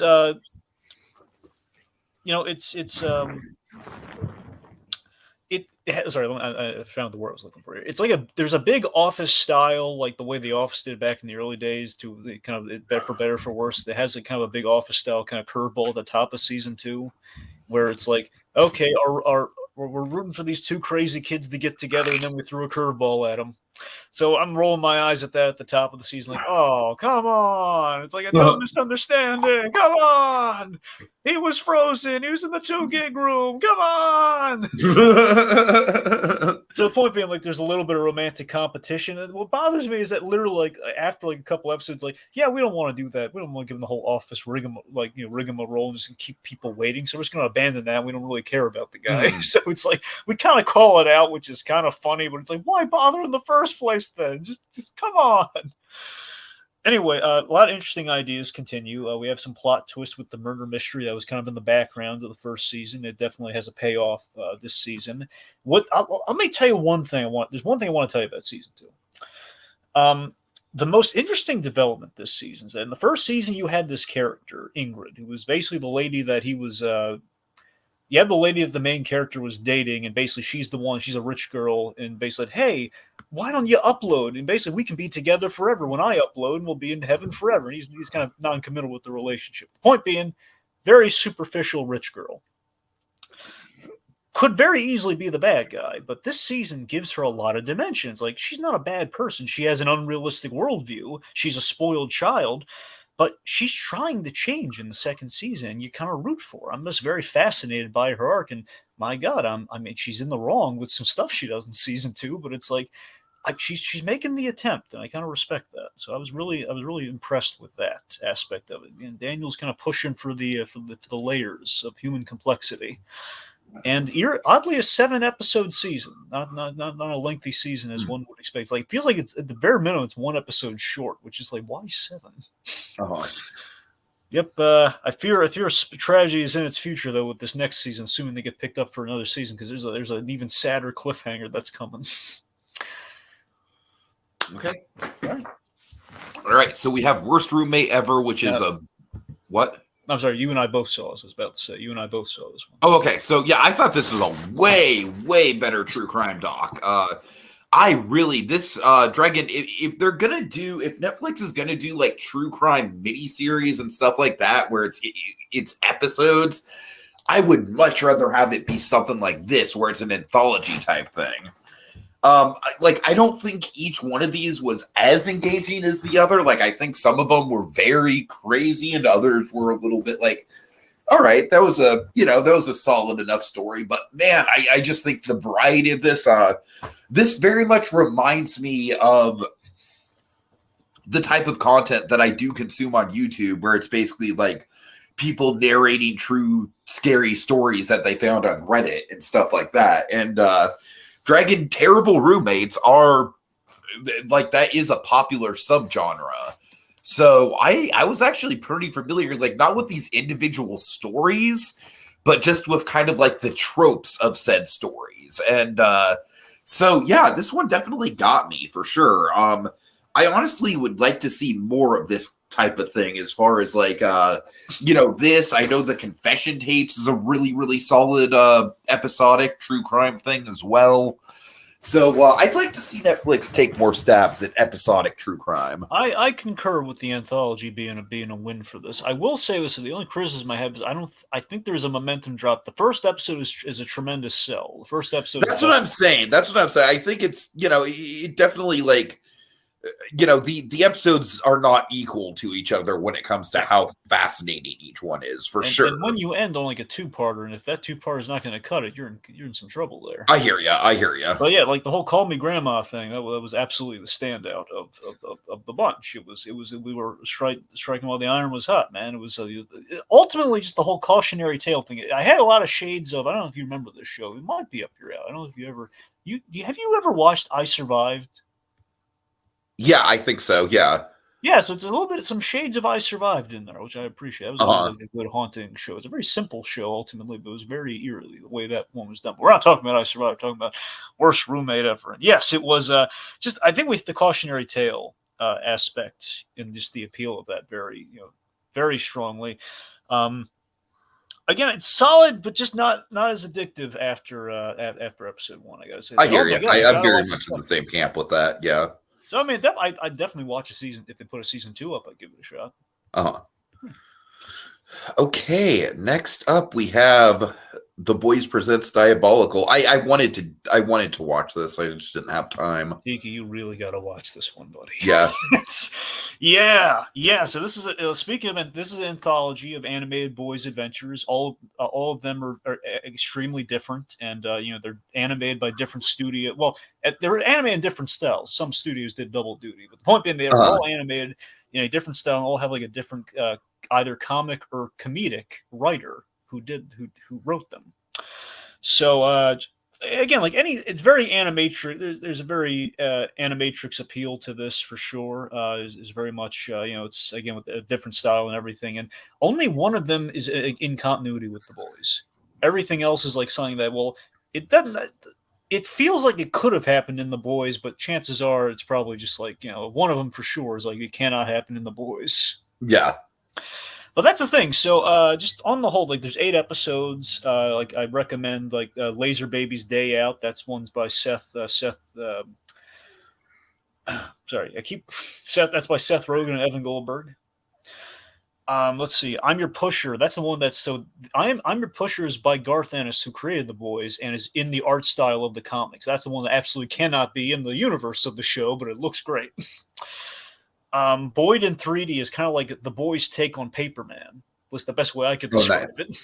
I'm not going to say it's necessarily the same thing, but it's animated in kind of like a John Carr's looking style, so it's kind of interesting. Yeah. And the most okay, I'm going to tell you this. The number ones I could tell you about, but the one I'm gushing about. Again, I recommend the show to you. I know there's one episode you're not going to like you're not going to like the Aquafina episode. Neither did I. I'll tell you that much. But 1 + 1 = 2. Very simple title, but dear God, they ended so strong. This is the one that's in continuity. This is the one that basically gives you Homelander's backstory. This shows you when Homelander turned dark. And it's like how he met Black Noir. And it's so good. Nice. Yes. Oh my God. It's like you see Homelander, how he was so innocent, and you see how he turned so wrong. Oh, so cool. So The Boys, I'm so hyped for The Boys season 3, and this animated thing is great. I hope they come back for more because this was a great idea. Yeah. Okay, let's see. So, oh boy, Pam and Tommy. You already talked about this, right? Wait, no, I don't. No, I haven't. We're going to talk about this together because it wrapped up. Okay, cool. All right. Yeah, Jesus Christ, this director, man. Yes. Well, so again, it was kind of Robert Siegel, the guy who wrote The Founder, did this, but a number of the episodes were directed by Craig Gillespie. So the first 3, I think, were directed by. That's what I'm saying. I mean, I think that this dude is something special when it comes to the realm of biopics. I really do. Absolutely. And of course, that's how we got Sebastian Stan involved in this, because worked with him on I, Tonya. So Sebastian Stan is utterly unrecognizable. Yeah, I mean, this was the highlight of the month for me. This is like Hulu and their miniseries, man. They are a force to be reckoned with these miniseries. Am I right? Between this and I mean, Sebastian Stan, like Seth Rogen with a clean-shaven face for the first time, maybe ever. So how underrated and great is Seth Rogen in this show? Oh, he's easily like the hook of the show to me, in my opinion. Like Pam and Tommy are great, kind of like larger than life personalities, and you do get a lot of humanity with them as the show goes on. But I think it was super smart of them to hook us in with the Rogen character. I think if they hadn't done that, if the Rogen character wasn't as big of a factor in the story, I think this could have very easily been a little bit more self-indulgent. I think we all went into this just for the cash in. This is the genius thing about the show. You all go in for the cash in value, like, oh, we all remember that. That was all over the place. And it's like, Right. okay, it's going to be Sebastian Stan and Lily, Lily Collins dressed up like Pam and Tom. Also totally unrecognizable, by the way. Which, again, so seriously, they should get an Emmy for the makeup on this. It was Absolutely. Absolutely.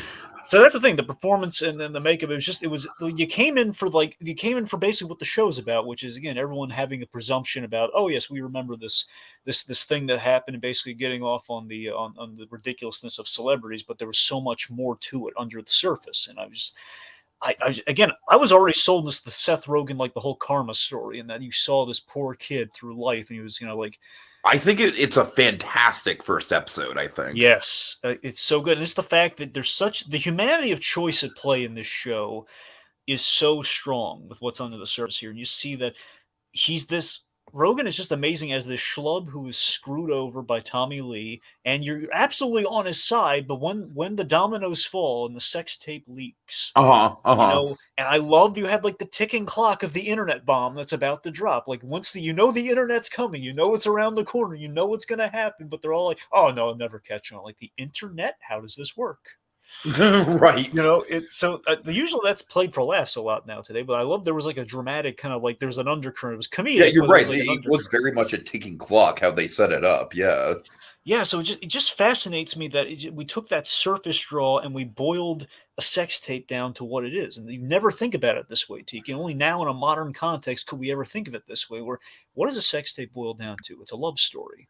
And that's what we see Pam and Tommy go on. Totally, Like, totally. Yeah, that's a great way to put it. Yeah. I absolutely never in a million years, like when I tuned into this primarily for Sebastian Stan being in the thing. It's like, okay, he's going to be in this, and now Seth Rogen's in there, and I think Gillespie's involved. I'm absolutely sold. I'm going to watch this, and I'm finding out like, oh my God, I never in a million years would have thought I'm rooting for these two crazy, wacky kids to get together. I mean, especially after the first episode, right? Yeah, especially. It's like, because the first episode just paints Tommy Lee as nothing short of a total dickhead. Exactly. Never did I think like, oh man, I'm loving these two together. I'm right. Like, so it's the genius of this show, man. And again, the fact that the show about the sex tape is like deserves all the Emmys, man. This is great. This is the tragedy unfolding. It's a story about like the three stories. Just like the horror movie about the porno deserves all the Oscars. I know, right? It's like you have like I just love you have like this triumvirate of like themes of like greed, the greed. Let's capitalize on the sex tape. The ego of like like what does it matter? Your thing's on this and my thing's on this, and then love. So these three elements kind of at war with each other. Combating each other throughout. Yeah, it's a really interesting Venn diagram when you put it that way. It's just superb in every way, man. Again, I want to emphasize this so like Gillespie, again, he produced this. He was heavily involved in its shows, and the best of like he started and the end of the things directing wise, but a lot of good people on this. Again, the guy who wrote The Founder worked on this. There's a lot of great talented play that made this thing happen. It's an excellent miniseries. Who wins again with the miniseries? First Dope Sick, now Pam and Tommy. What pray tell will they do next? Right, Dragon, you've got not one but two mystery shows, so I'm interested. Oh, you're gonna love this. Well, you're gonna be envious of this, but I'm gonna tell you. Okay, so how in the past we've ranted about Apple TV Plus? Yep. Still rant worthy, but I found a loophole.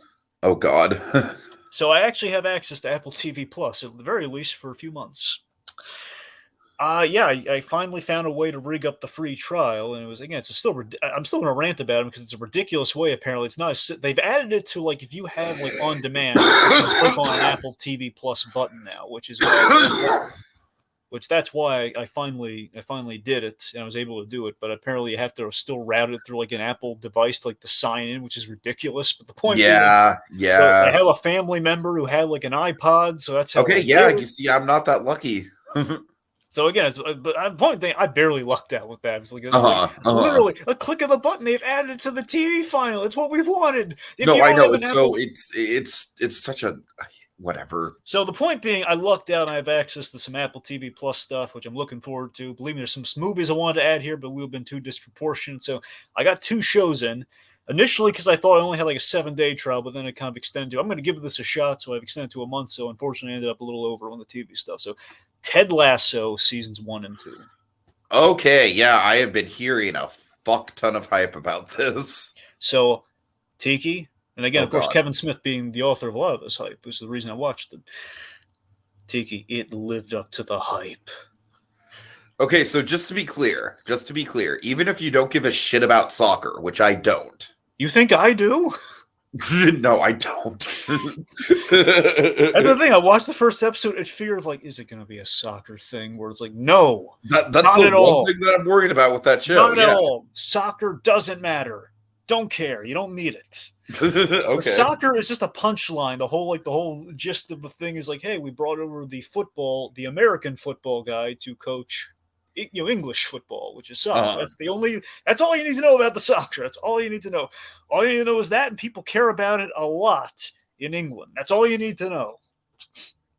So, Tiki, I'll tell you, man, Ted Lasso, it's a very kidding-esque show, man.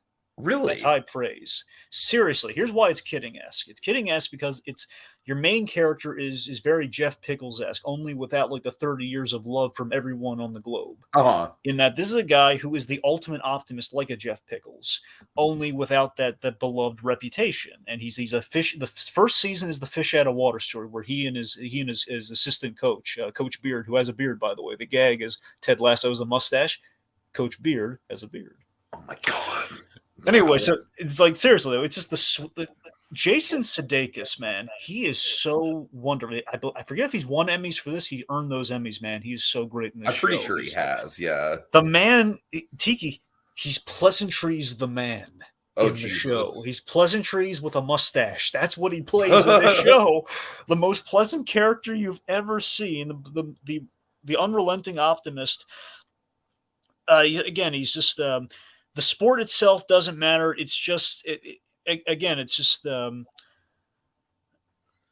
basically the whole story is just one kind man inspiring the players. That's all you need to know. That's all it is. It's just like one kind man inspiring a bunch of, basically the whole nation is cynical against him, and he's basically brought in there on like a cruel joke, essentially. And like there's like a liar reveal in the first season that is played really well. They do a lot of that really good. Like he and his co-coaches, like there's a story there. He nicknamed them the Diamond Dogs, like his little advice squad. He talks over problems. It's like it's beard. It's this Tiki. There's this character you want to pay special attention to called Nate.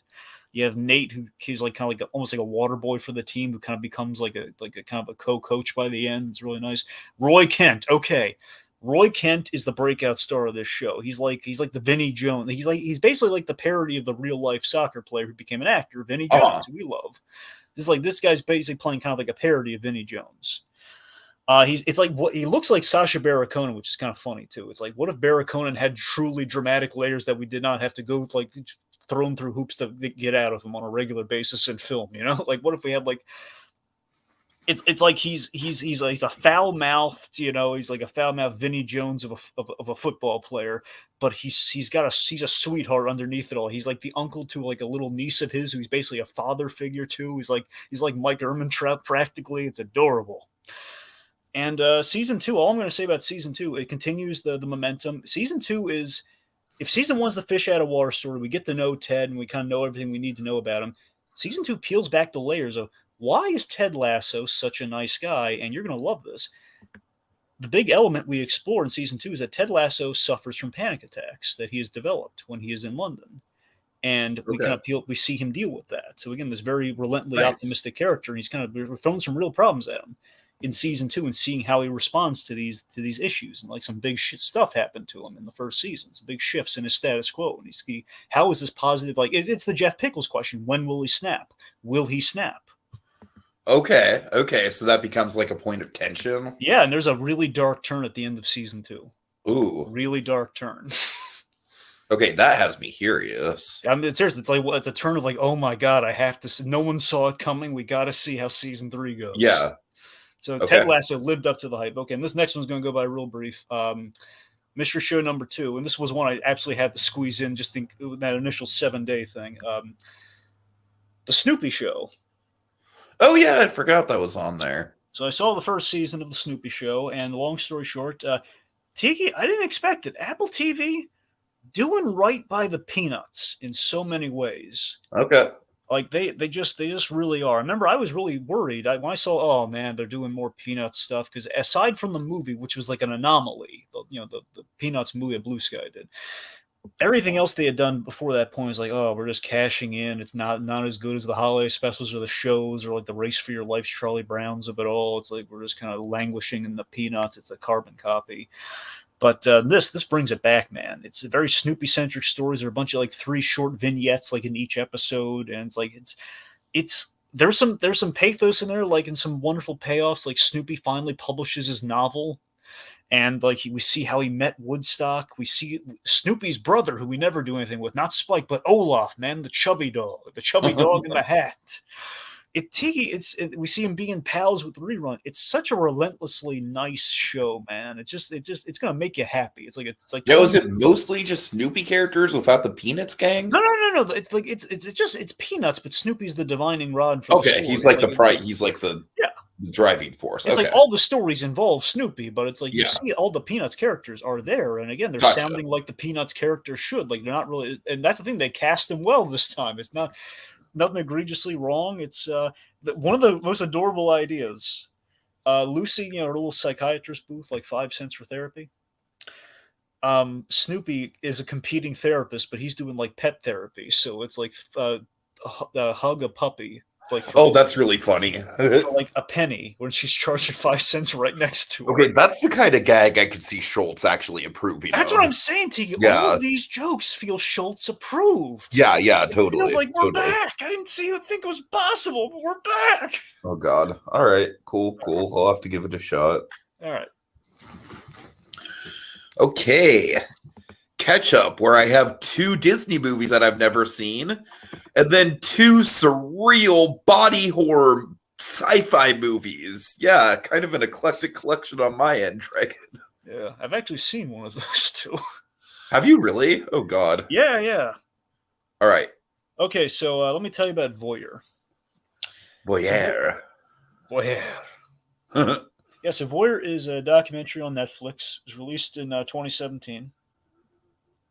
So yeah, it's kind of like it's sort of like kind of a combination of a real life Psycho and Bad Times. It's more like Bad Times at the El Royale. Mm. In that basically you had a motel owner who was spying and filming. Well, he's not filming; he's just spying on the guests. He's spying on like Norman Bates with the setups like El Royale.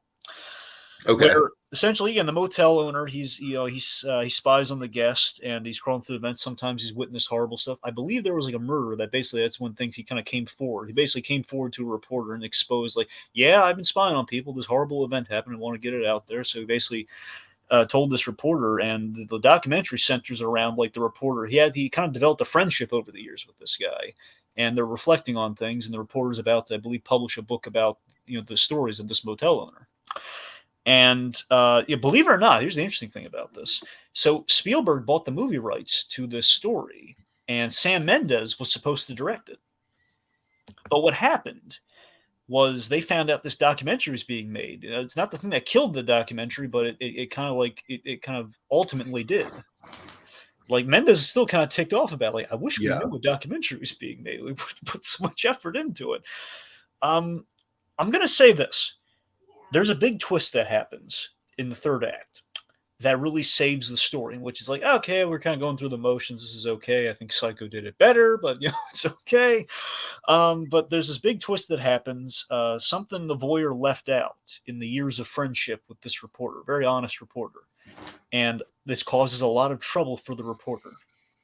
So the twist made this thing more memorable. I'm going to say that much. It's not like an ironclad recommend, but it's like, if you're interested in it, it's on Netflix, it's there. Sure. It's there for you. All right, so Dragon, The Rescuers. This is the only Disney movie where honestly, outside of a couple of the songs being on sing-along song compilations, I've not seen a fucking frame of this thing.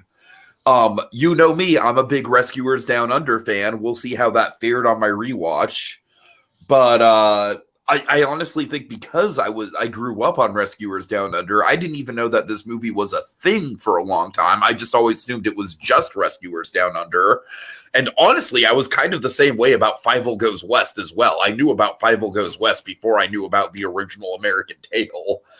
But yeah, this is okay. It's very, very, very mid-tier Ron Miller era Disney, for better or for worse. Unfortunately, that's kind of the connotation. When you say Ron Miller, I absolutely get everything you mean. Like, that's right. That's the Walt Shadow guy. That's the whole like, I want to do it right by my father-in-law. I'm not going to make any waves. Yeah, pretty much. I absolutely think, obviously, the high point of this movie is Bob Newhart and Ava Gabor. I mean, like, honestly, I think Bernard and Bianca might work better in this movie than they do in Rescuers Down Under, just because in Rescuers Down Under you have that whole thing where Bernard's trying to propose the whole time, and then you have the Australian mouse who's trying to hit on Bianca, whereas this movie is literally them forming their connection, and it's super sweet to see. It really is. And I totally forgot that Bernard was a janitor at the beginning, and I think that's a great kind of and the fact that Miss Bianca like specifically seeks him out to be her partner on the mission. I don't know, all of that is really sweet to me. And honestly, I think Penny is kind of like an underrated protagonist as far as like, yeah, she's absolutely kind of like in the mold of like adorable, sickly, cute little girl. But I do like how much she fights back, and, and I do like how independent she is, and she's constantly trying to run away from her situation. And now, with the flaws of the movie, I just think that the swamp setting is very drab, very unmemorable. Madame Medusa is a pretty shit Disney villain. I mean, she's pretty much a low-tier Cruella de Vil. the butler or the assistant dude is even worse. And I think the swamp creatures are very, very forgettable. But yeah, I don't know. Like I said, Dragon, at the end of the day, this movie does kind of just rest on the laurels of Bernard and Miss Bianca kind of, after years and years and years of watching Rescuers Down Under and being very familiar with that dynamic, and obviously Rescuers Down Under, Bernard is, that movie starts with Bernard wanting to propose. It is nice to see the origin of their dynamic. That was the one takeaway I have for this movie. Other than that, I think it's a pretty passable mid-tier Disney movie.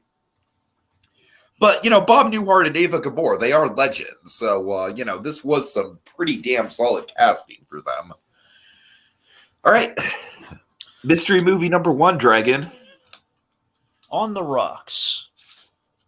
Not Flintstones on the Rocks. No, not Flintstones on the Rocks. We've already talked about that. I know. No, On the Rocks. This is the Sofia Coppola directed film that was added to Apple Plus back when it was, I believe, when it was launched. Oh, okay. This is the Rashida Jones and Bill Murray film. Gotcha.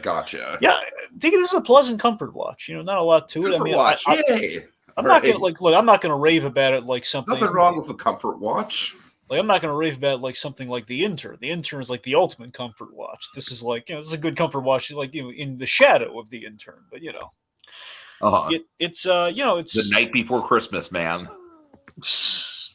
Yeah. I'm just saying. I am just saying. To be fair, the night before Night with a K, kids. The night before Christmas, that's a cozy sweater watch.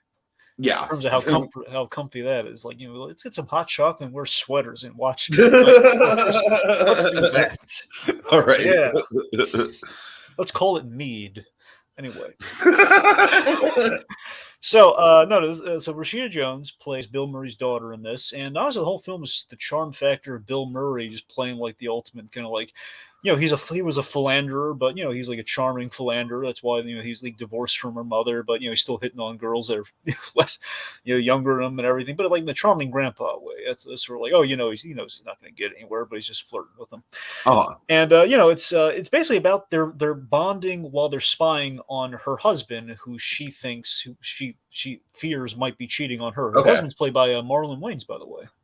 Oh, nice. That's fun. So that's the thing. So it's basically, they suspect that, he knowing from experience being the cheater, and, they're like, well, God, I've lived through this with my father. Perhaps he would know something. And they're bonding on stakeouts. That honestly sounds like a pretty fun premise, Dragon. I'm not That's going what to I'm lie. saying. It's just adorably simple. And it's like, it's a nice little location. They track him to they go to a resort at one point in the film to follow him, and it's like, hey, they're going on kind of a tropical kind of locale right now. Isn't that nice?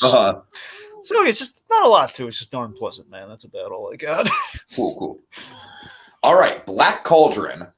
Dragon, as a kid, I was never able to get past the first 10 minutes of this movie. All the stuff with said, like, what the fuck is going on? The pig can see the future, and Taryn is just incredibly unlikable, and he's just going around just being totally braggadocious about what an awesome kick-ass warrior he is. And Dragon, holy shit, after you get past the first 10 minutes, this movie comes alive.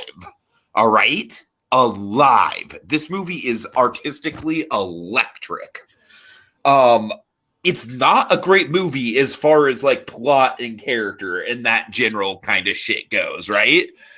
But it is an awesome movie as far as visuals go. I honestly think the Horn King's lair might be one of my favorite locations in any Disney movie. Is that the Horn King himself, like just a fucking chilling, totally totally different than any Disney villain we have ever had. John Hurt he plays the Horn King with such a quiet menace, like almost like a whisper. I honestly like Gurgi. I don't care what anyone says. I like him. I think he's funny. You said that like Ed Wood. I like him. I think he's more likable than Taryn, at least. Yeah, man. I don't know. This is just at the end of the day, this is just like a very, very classic kind of, Dungeons and Dragons quest movie. But my God, those visuals and those backgrounds and the effects and the Horned King. I mean, Dragon, this is top tier Disney for me. It's not 5 stars, but it is very much a 4-star Disney movie for me.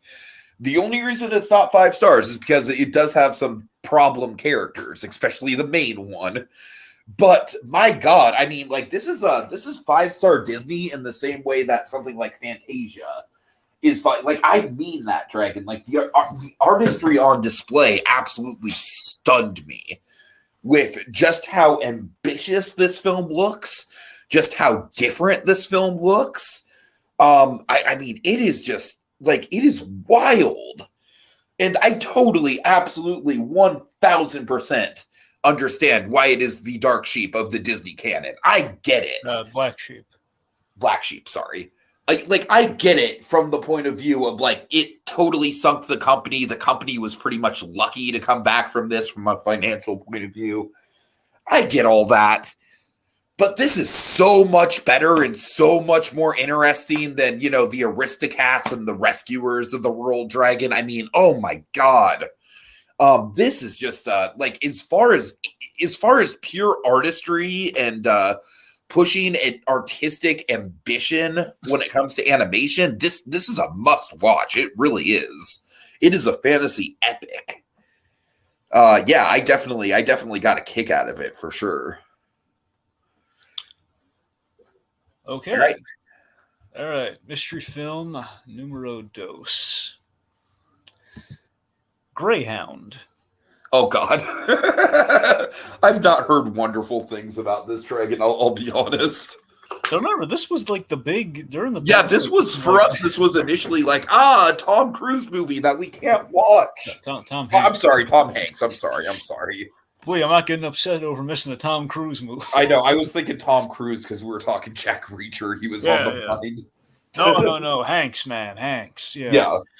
Yeah, so this I'll put it this way. So again, this was like the big Tom Hanks draw of 2020 when the pandemic really hit. And this ultimately is what the Battleship movie should have been. You remember the Battleship movie that they made? I try to forget, but yes. That's what I'm saying. This is like I have never seen and never intend to see. Well, the point being, do you remember the horribly marketed like Battleship movie with the whole like hey, we're aliens and stuff? Yeah. This is how you do a Battleship movie. So this is basically just like a Battleship movie, but there's actual battleships. I mean, essentially, I won't say it's like if you. It's all like naval strategy. That's what I'm saying. It's like it's like a historical version of Battleship. Like if you believe, like you're gonna make the Battleship game from this movie or this event in time. This is about the Battle of the Atlantic that happened during World War II. Basically, Tom Hanks is like this naval commander essentially, and he's been tasked with. Basically been tasked with a convoy of kind of some allies like the French and the there's the French and the English. He's basically tasked with like bringing them across the sea and defending them against any people who would do them harm. That's essentially what the premise is. And the really cool thing about the movie though is like it's Tom Hanks on no sleep as the captain of a boat in World War II. Is like this is a guy like all the pressure is put on him to kind of get people past. And it's like there's like a runner through the film. You're gonna love this. There's a runner, Rob Morgan, who we know best as Turk Barrett from Daredevil. Rob Morgan, come on, D. Come on, D. In this case, come on, T. Yeah. So Rob Morgan, basically, his whole runner is he's like the chef essentially on the ship. He's like the mess hall captain. He's the servant on the ship who brings the captain food because he's not sleeping, he's not eating. He just wants to get the guy to relax and eat his meal. He wants him to have lunch. Okay, that actually sounds kind of delightful. So there's like in the context of it being Turk Barrett.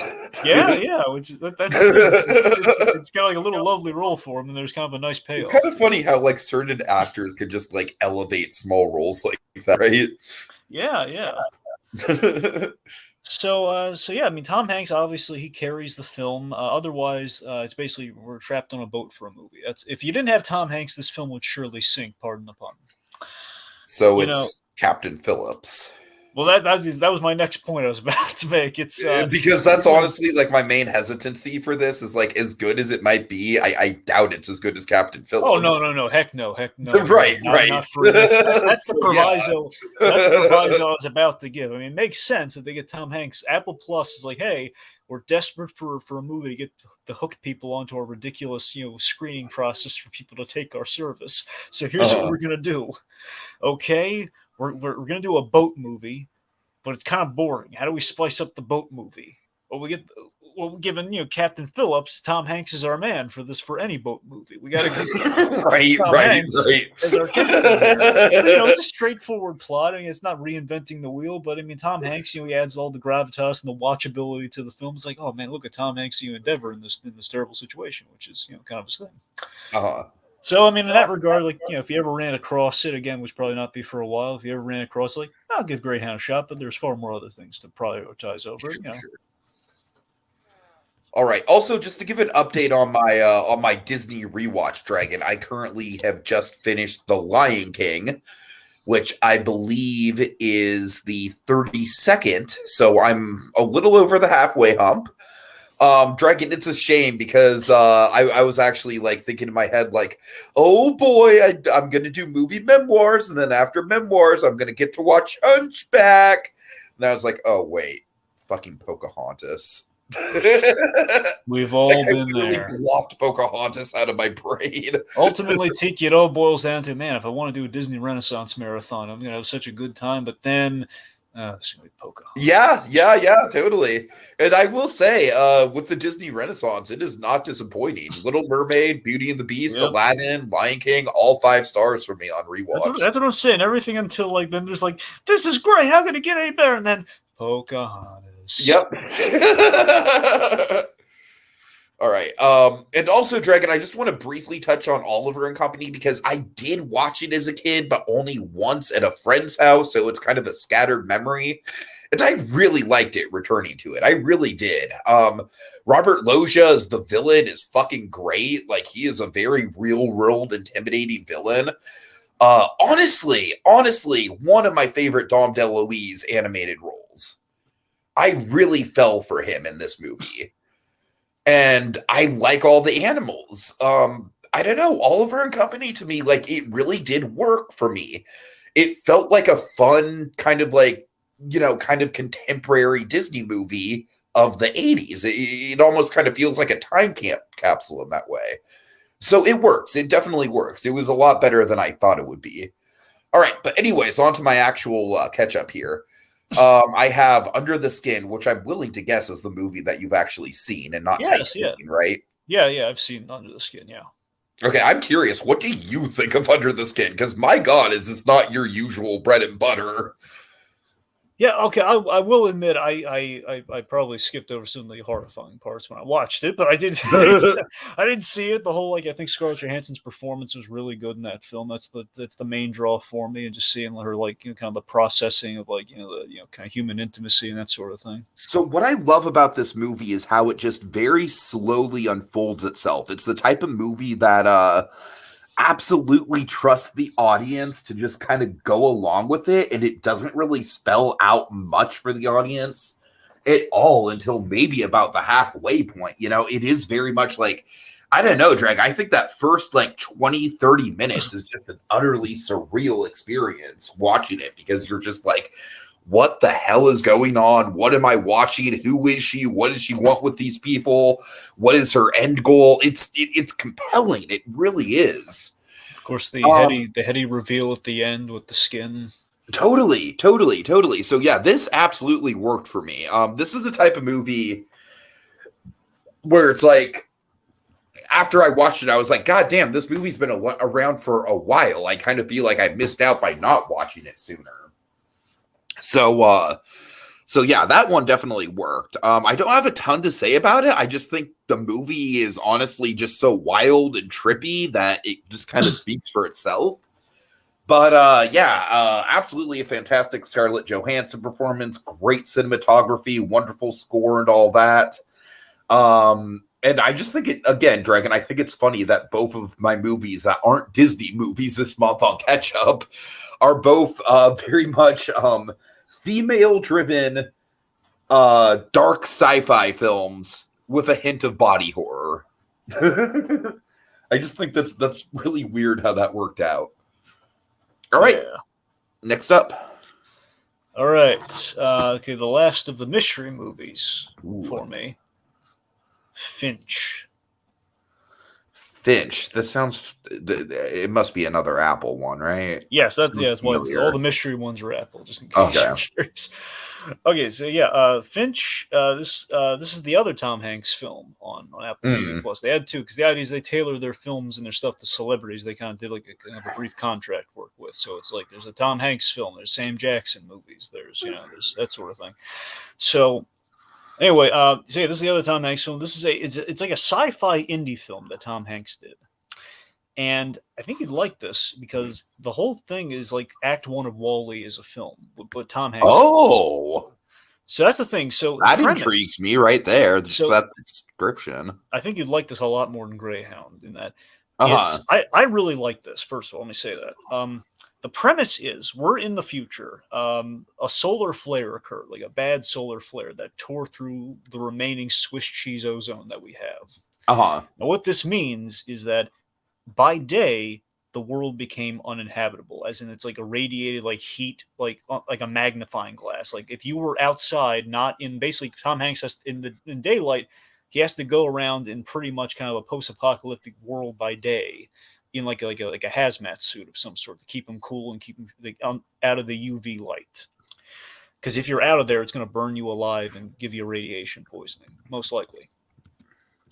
So anyway, that's the premise. So essentially, Tom Hanks he's not the only survivor, but he's the only one we see really.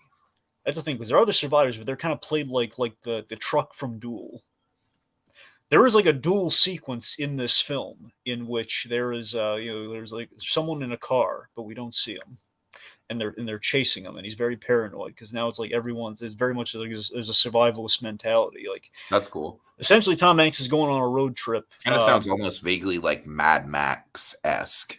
Yeah, it's like one sequence in the film, but yeah, there's definitely shades of Mad Max in there for sure. And essentially, so Finch, that's Tom Hanks' character's name, by the way. So Finch. He survived. He's in a very sunny part of the world, so he's like underground in like a very WALL-E kind of camper sort of situation. He cares for this dog. He named Goodyear. So he's caring for this dog, and essentially he knows that his days are numbered because he was in that irradiated sunlight for many years. So basically, like there's a cosmic storm. I don't know if you call it like a cosmic storm. There's like a weird storm coming. That's really like a no rain falls, but it's just a storm. It's bad. And essentially, he builds a robot to ensure that the dog is cared for after he's gone. So he builds a robot. So it's Tom Hanks, a robot, and a dog. And the robot's named Jeff. And I gotta tell you, Tiki, you're gonna love this. The robot, Jeff the robot, reminds me so much of our old pal Jacob Weil. He sounds just like. Are you serious? Oh yeah, man, he's very that's pleasant. Crazy. It's like the sweet kid named Jeff, pretty much. Oh my god! So Jeff the robot just reminds me so much of our buddy Jacob Weil. Oh, that's crazy. Just in a robot, and basically Tom Hanks kind of. I feel like that's a much more flattering comparison than our comparison for Monkey. Well, to be fair, the Monkey one is scarily accurate, though. It is.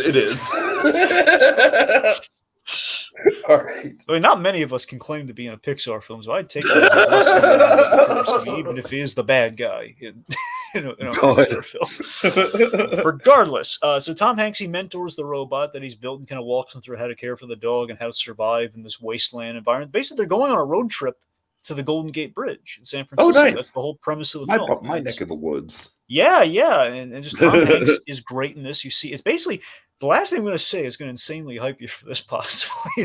So it's Tom Hanks playing Professor X and Logan, essentially. That's essentially that's kind of what it is. That's essentially what. Yeah, I need to seek this out. This was good, man. I liked it. All right. Yeah. Okay, Titan. Another A24 joint. I'm kind of in the minority on this one, Oh, Dragon. I'm sorry, take it real quick. Because so Yeah. rarely do I have the ability to point this out. You just mentioned yet another A24 film. On the Rocks, A24. Oh, there we go. All right. Go on. I'm sorry. Continue with your point. It's meant to bring that up. Go on. So Titan is a very beloved movie for, like, it's not a very well-known movie, but for people who have watched it, it is very much like, oh my God. And I get it. It is very much a body horror movie, more of a body horror movie than Under the Skin is. I feel like Under the Skin kind of has some shades of body horror, and this is full-on body horror. So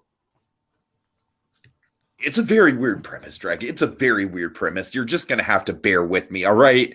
Essentially, the main character, this girl, gets in a very, very, very bad car accident when she's young, and she has to have a titanium plate installed in her, and it is fucking brutal. And so, long story short, Dragon, she has sexual relations with cars. I'm sorry, one more time? She has sexual relations with cars. See, this reminds me of that Brando Richard Donner conversation where I want to play it like a bagel. Like, what does that mean? She's a car model. Yeah. And there is literally a scene where she gets in a car and the car starts revving up and thrusting, and well, the car's not sentient, right? It's just a car. Yes, it is. Wait, okay, so let me get this straight. So the car is sentient. In the context of it's so weird. Well, is the car like is it like Kit or not? No, it's not like Kit, but it responds to her. If that makes sense. Sure, it's like not her making the car do this. Like the car is like, so literally the car is sentient to some degree. Yes. Okay, I just want to clarify. This is the type of movie you just got to see if you want to understand it. All right, it's the type of movie where explaining it is just going to give you puzzled looks. All right, there's one dirty joke that springs to mind, but I don't think I should bring it up. So ironically, I think the car sex stuff is the most compelling part of the movie. All right, because it's honestly like a super twisted metaphor for how, because of the titanium plate she has, she's more drawn to machinery than she is people. And to me, the movie, unfortunately, I hate to say this, I really do, it kind of falls apart once her father comes into it, who abandoned her when she was a kid. Because honestly, Dragon, when that happens, the movie goes from like this surreal fucking like, like hardcore punk rock, what the fuck am I watching sort of sci-fi movie to a family drama. It just kind of shifts gears to family drama. And I don't know, man. I don't know. If the whole movie was as bonkers as the first act, I would love it. And I understand why people do love it, because that first act, I am not doing it justice and describing it, Dragon. Trust me. It's bonkers, but it's very cinematic and it's very artfully done. And believe it or not, it's actually tastefully done. I know that's hard to believe. But yeah, unfortunately, I lost interest pretty heavily once it started focusing on the father, and I don't know. There's definitely some twists that go down with the father character for sure. That makes it a little bit more interesting, but it still very much shifts gears halfway through from, like surreal, hardcore, almost grindhouse kind of sci-fi into just, it's a family drama with some twists, but still a family drama. So in that respect, Dragon, I ended up kind of walking away pretty disappointed, because I love the stuff that people are raving about as far as how weird it is and the eye-catching premise of it all. And like I said, that stuff is actually pretty artfully done. But yeah, the tone that it takes, the shift that it takes, I don't know. It's very much like, it very much kind of like reminded me of the opposite of something like Parasite, where Parasite takes a shift in tone midway through the movie, and it like rackets up the tension tenfold. And this is kind of like the opposite. Like, once I found out what the rest of the movie was going to be, I was kind of like, oh, okay, well, that's not nearly as interesting as the rest of this crazy shit was. So, yeah, that's my stance on Titan. And I know it's not a popular stance. I know people are, like, really holding this movie up on a pedestal. And honestly, Dragon, maybe if I would have seen it in a theater, I would have a better opinion of it. But again, I just think all the crazy, surreal, cinematic qualities of it just kind of die by the, by the time we get to the third act. So yeah, that it was probably the most disappointing movie of the month for me. Unfortunately, I really hate to say that. I was stoked to see it. Okay. Right. And finally, sir, tell me about the God Committee. What is this God Committee? Oh, I'll tell you about the God Committee. Okay. Sorry, it's one of the Kells is in this. So I was trying. Oh, yeah, so the God Committee, the Kells in a moral and ethical. Kelsey Grammer for the uninitiated. Yes, the wonderful Kelsey Grammer, otherwise known as the Kells. Which, by the way, I got his audiobook recently. Because years ago, he did an audiobook on tape, but they never transferred it, never updated. It was always like the crappy beat up kind of tape. They finally I don't know if he re-recorded it, they remastered it or what. It's great. Anyway, so the Kells is in like this moral and ethical. Essentially, it's like the God Committee he's a doctor. Okay? He's a doctor who does heart transplants in a hospital, and they call the board of doctors who make the decision about who gets the hearts the God Committee, because you're playing God. And you're deciding, who out of these recipients is most deserving. Essentially, they're like he's a moral and ethical quandary. It's what the word I was looking for earlier. Anyway, so the really interesting thing about this movie is structurally, it's jumping between two timelines in kind of a before and after sort of thing. As in, you see them debating the heart recipients, and there's a mystery about who they ultimately went with out of the recipients. And it goes to the aftermath of years later. Like, let's see, like, we're kind of finding out, like, who received the heart. And more so, Kelsey Grammer, in a fit of dramatic irony here, he's now ailing with a heart condition after he's made these godlike decisions about who receives a heart. And again, they're supposed to take the emotion out of the decision, which he has done. And other people have kind of judged him for, oh man, you're kind of heartless, aren't you, doctor? So again, the dramatic ironies. Yeah. So, regardless, again, it's just the Kells, man. He conveys so much strength while on his last legs in like the modern kind of timeline. And you see a guy who's just like he's trying to save people, towards the end here, where he's like looking down the barrel of it because he's basically trying to upgrade like how organ transplants are done. Like he's trying to do like the whole animal thing, where it's basically we're using animal organs instead of human organs, so we have to put people on wait list. And he's trying to fund that research. And Dan Hedaya, who was in Cheers, he's in this too as kind of like a benefactor and kind of a friend to him. So like, there's a little bit of a mini Cheers reunion in there as well. You see the Kel's stubborn drive at play as again, he's kind of put in these situations. The film kind of peels back the layers as to why he is so driven in the present. Like perhaps, he's trying to atone for a decision that he made. So again, it plays into the mystery aspect of it well with the editing. There's some kind of fun reveals.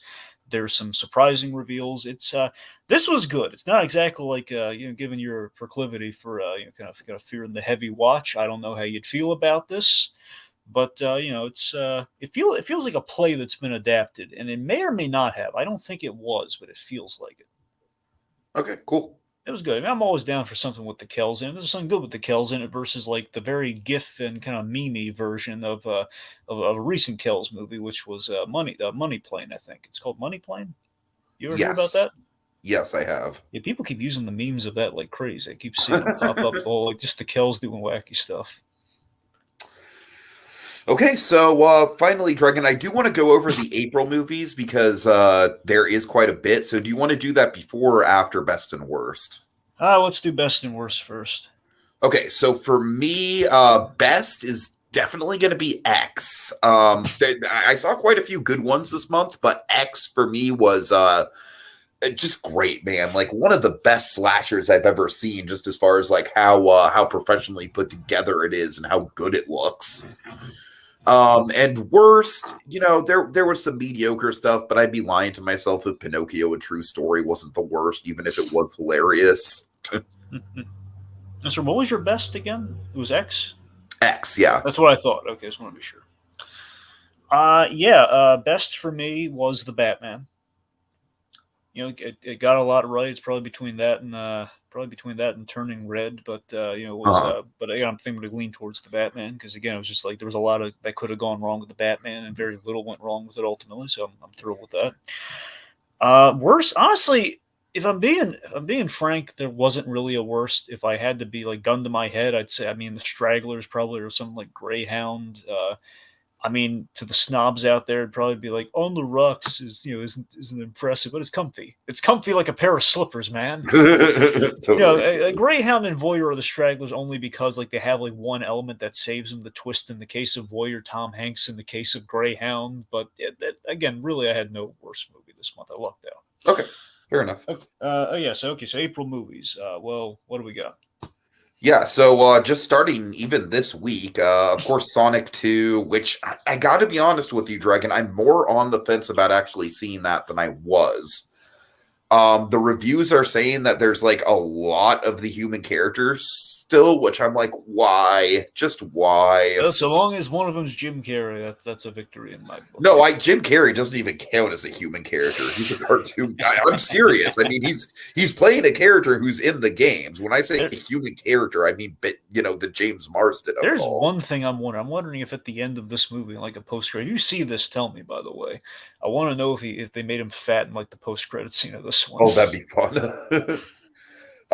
Let's see. We have one that I'm really excited about is Everything Everywhere All at Once, which is that was technically in limited release this month, but it's coming to me this or it was in limited release the end of March, but very limited release, like only a couple theaters in the country. So it's pretty much an April movie as far as I'm concerned. I'm seeing Morbius tomorrow.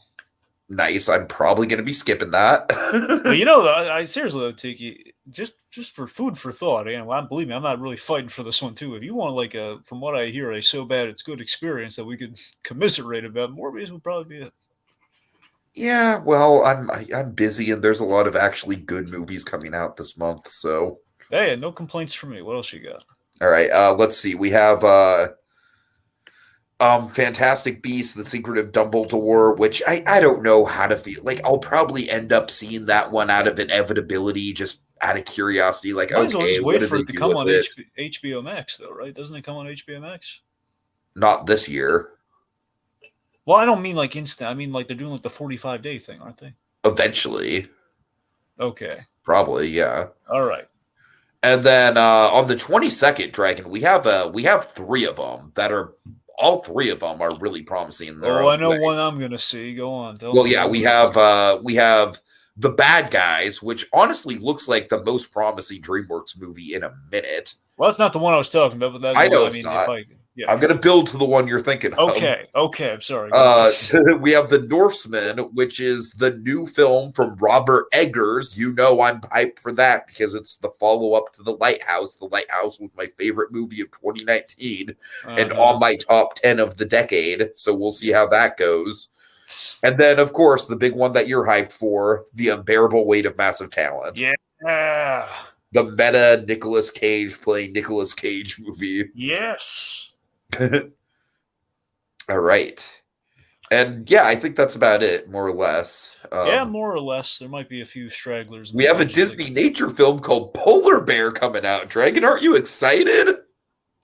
I'm all at Twitter. It's literally just called Polar Bear. Not even polar bears. I know. Bear. Just like unless it's about the Coca-Cola industry and it's just called Polar Bear. I don't really. And it's narrated by Catherine Keener, and we've come full circle. All right. Yeah. Seriously, how great would that be, though, if you did have like a Coca-Cola documentary called Polar Bear? It would be fun. It would be fun, I guess. Right. I would like to see a Coca-Cola documentary based around the whole myth that they created the modern image of Santa Claus. Wait, really? That's a thing? That's a thing, yeah. That sounds amazing. It's up for debate. Wow. Yeah. Anyways, okay, go like on. they obviously didn't invent the concept of Santa. I'm saying they invented the modern image of him with the red suit and the beard and everything. No, it's interesting with the red and the whole like the Exactly. Exactly. The correlations there, and obviously Red the and marketing white, Dragon, appeal. red and white. Yep. Oh, for sure. Yeah. All A little bit of right. black. Well, folks, we've waxed on long enough. And it's time to put the pen down. I don't know why I said it so. But don't worry, we'll be back next time with even more.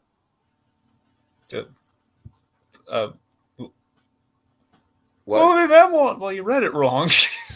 Okay, I'm sorry. I don't have it in front You of me. said it like it was seasonal shenanigans. Okay, what's the line? I don't have it in front of me. I'm sorry. Until next, I'm going to say, because you said it like, put the pen down so much, I'm going to read like D'Onofrio. Do it. Until next time, we return for another fitting chapter in our movie memoirs. Movie memoirs.